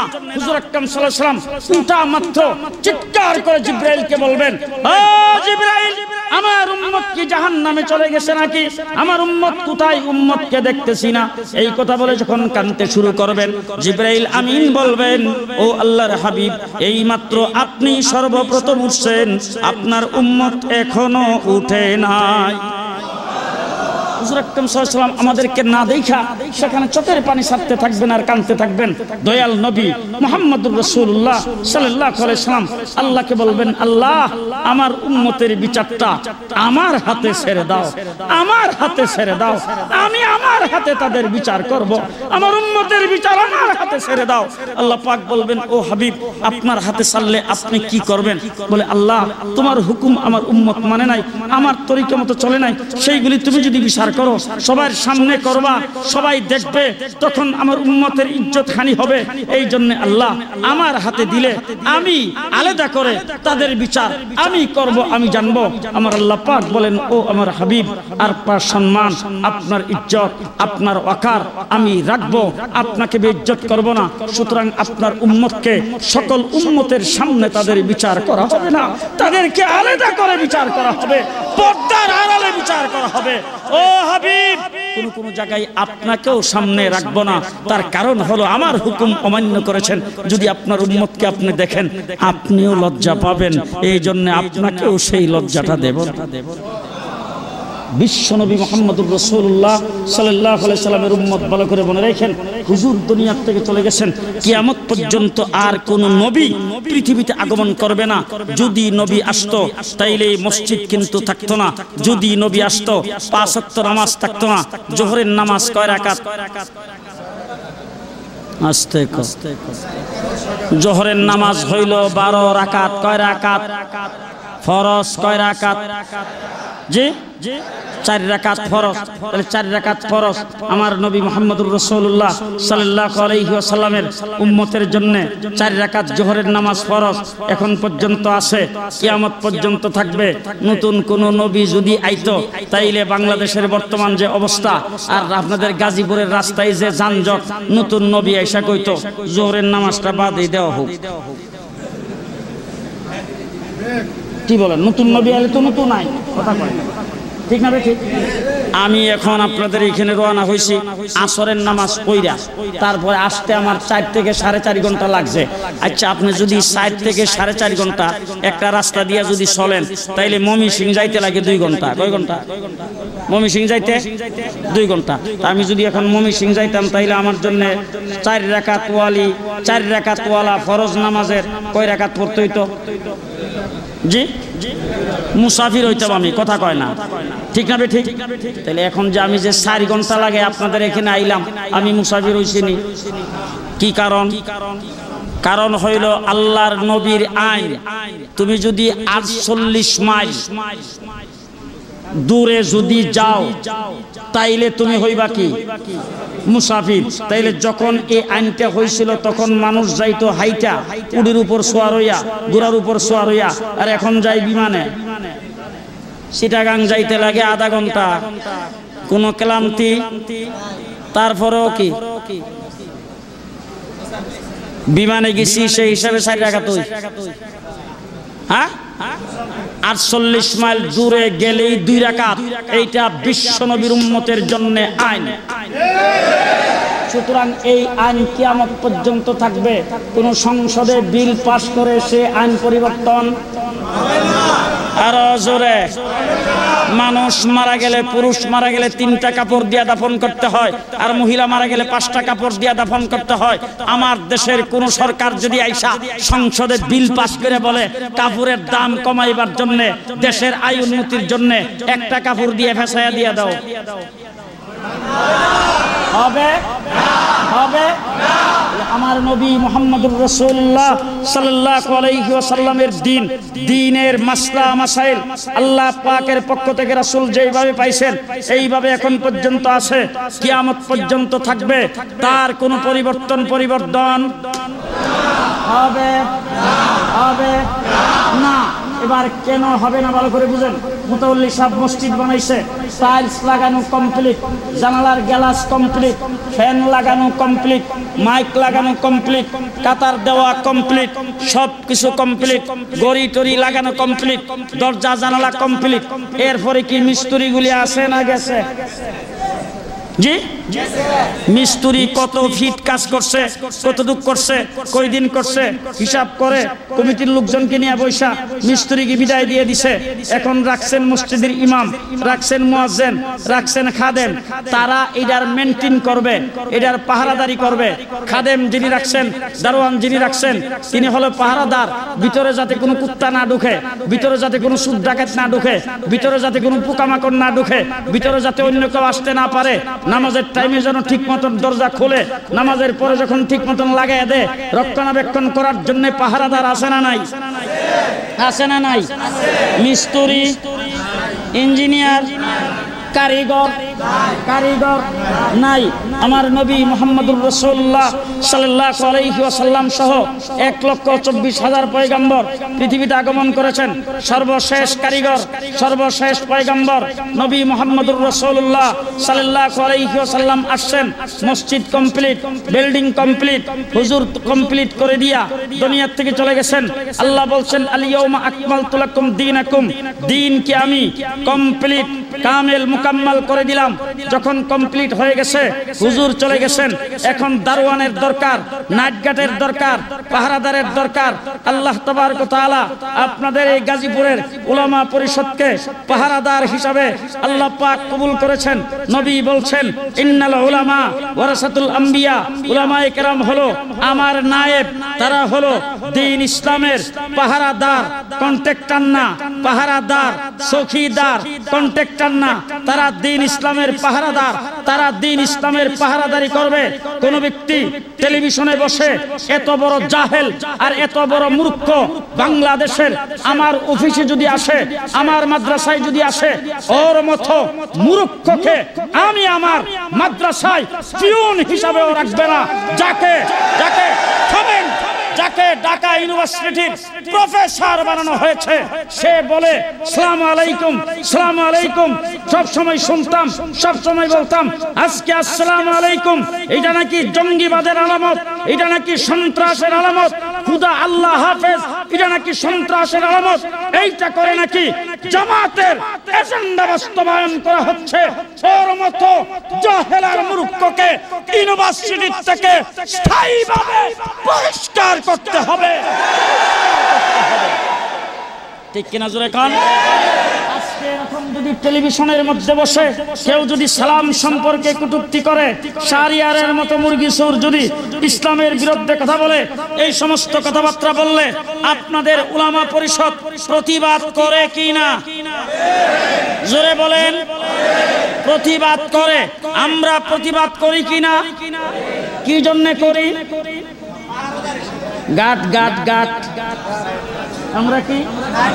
আমরা চৌকিদার, আমরা পাহারাদার, আমরা পাহারাদার। এবার আমরা যারা পাহারাদার, আমরা আমাদের উপরে সবকিছু ছেড়ে দিয়ে আপনারা ঘুমায় থাকবেন? আপনাদের তো ঘুমাই থাকার কোনো কারণই নেই। দৃষ্টান্ত স্বরূপ বলতে চাই, আপনাদের এই সমস্ত এলাকা দিয়া, বাজার বন্দর দিয়া নিশি রাত্রে কিন্তু আমরাই চলি। আরে আমরা যারা বক্তা, আমরা যারা ওয়াজ করি, আমরা তো চলি নিশি রাত্রে। নিশি রাত্রে যখন বাজারের উপর দিয়ে যাই, তখন এক একটা বাজারে 4জন 5জন করে নাইট গার্ড আছে, আছে না? তোরা কি সারা রাত্র দাঁড়ায় থাকে না? বাজারের এই মাথা থেকে এই মাথা পর্যন্ত বাগ বাগ কইরা দোকানের বারিন্দা, রাস্তার আইল্যান্ডের উপরে কোন একটা টুল ফালাইয়া বা কিছু ফালাইয়া ওরা ওখানে বসে থাকে। বৈশা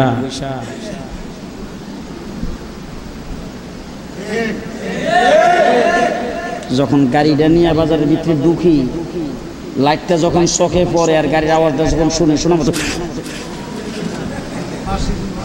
উঠছে, তারপরে কি করে?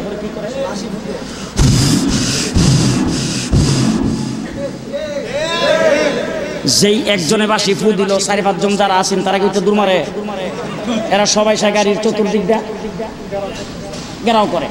ঘেরাও করার পরে যখন ভিতরে লাইটটা জ্বালা দেই, যখন দেখে যে মাথার মধ্যে পাগড়ি বেঁধে হুজুর বোয়া, আসসালামু আলাইকুম হুজুরে ওয়াজ করে এসেছেন, বুঝছি জি হুজুর দোয়া করেন আমার জন্য।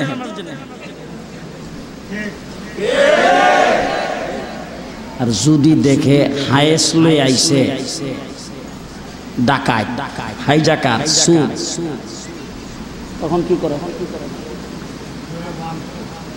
আরে কি এর বান্ধে, হেরা হইছে 5 জন আর হায়েসের মধ্যে 12 জন। আর হেরার কাছে হইলো লাডি, আর এই যে এই হায়াত যারা লইছে এরা তো যে সমস্ত অস্ত্র। এখন 10-12 জন মিল্লা অস্ত্রওয়ালা, লাডিওয়ালা, 4-5 জনে অস্ত্রওয়ালা 10-12 জনের সাথে পারবো?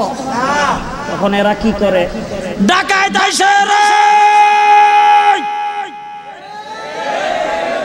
যেই কইছে ডাকাইত আইছে রে। আপনারা যারা বাড়ি ঘরে দোকানে পাড়ে বিভিন্ন জায়গায় ঘুমাইছেন, আওয়াজটা শোনা মাত্র দরজার বেন্দা বন্দা যা আছে সব লইয়া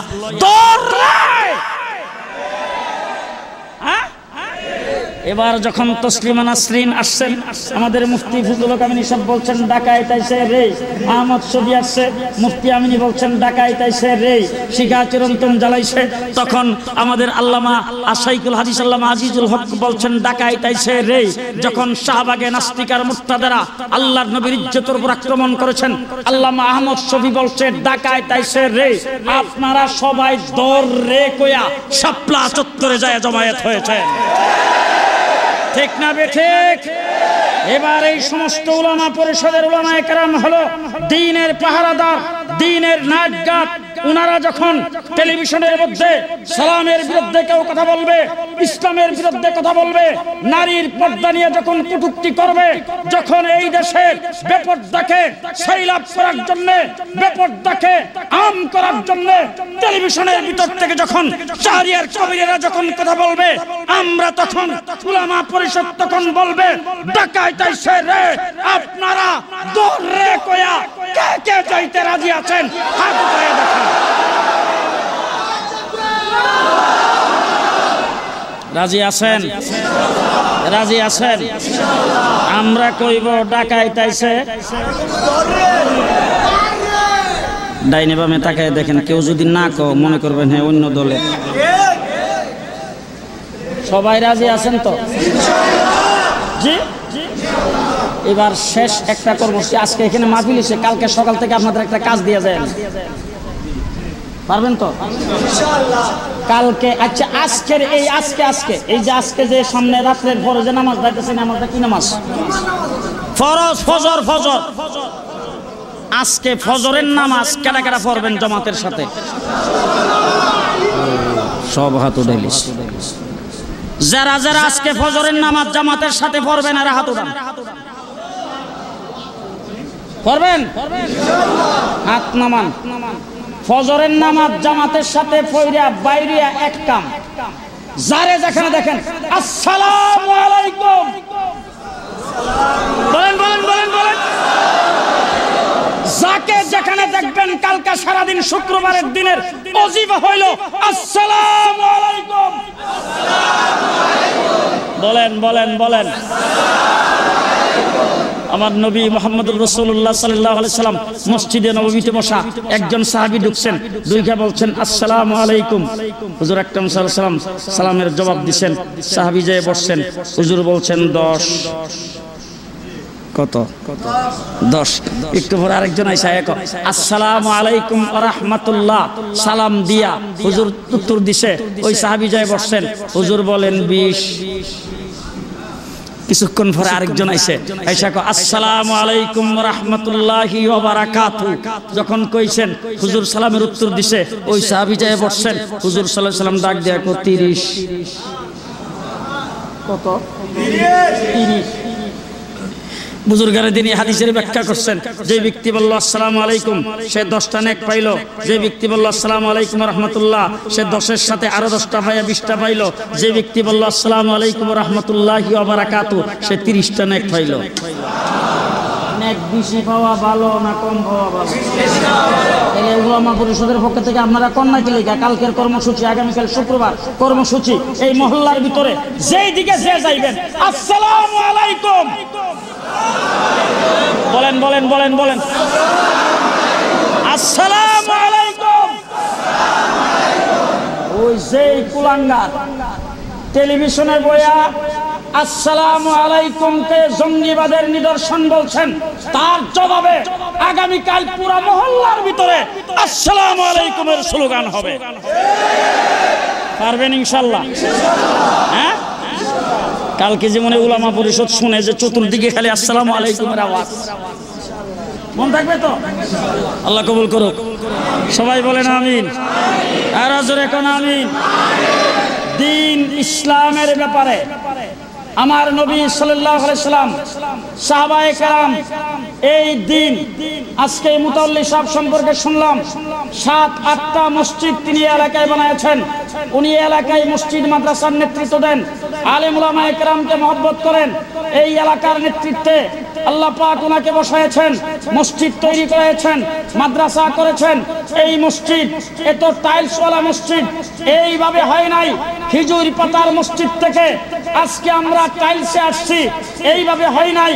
আল্লাহর নবী এই দ্বীন, এই ইসলাম, এই মসজিদ, এই নামাজের গোড়ায় দান দান শহীদ করে রক্ত দিতে হয়েছে আল্লাহর নবী তাইফের জমিনে রক্ত দিতে হয়েছে আমির হামজার লাশটাকে টুকরা টুকরা করে দ্বীন ইসলামের গোড়ায় রক্ত দিতে হয়েছে হযরতে হুসাইনের টুকরা টুকরা হয়ে দ্বীন ইসলামের গোড়ায় রক্ত দিতে হয়েছে তারপরে আসছে এই দ্বীন ইসলাম আপনি করেন আওয়ামী লীগ করেন বিএনপি কোনো আপত্তি নাই কিন্তু ইসলামের উপরে কোন দিক থেকে আক্রমণ আসলে আমরা কাউকে সাথ দেব না ইনশাআল্লাহ রাজি আছেন তো আল্লাহ কবুল করুক সকলে বলেন আমিন এই উলামা পরিষদকে আল্লাহ পাক কবুল করুক উলামা পরিষদের কার্যক্রমকে আল্লাহ পাক আরো হিম্মত দান করুক তাদের সকলের ভিতর আল্লাহ ইখলাস দান করুক আর এই উলামা পরিষদের এই ঐক্যের উসিলায় আল্লাহ তাবারক ওয়া তাআলা অত্র এলাকা থেকে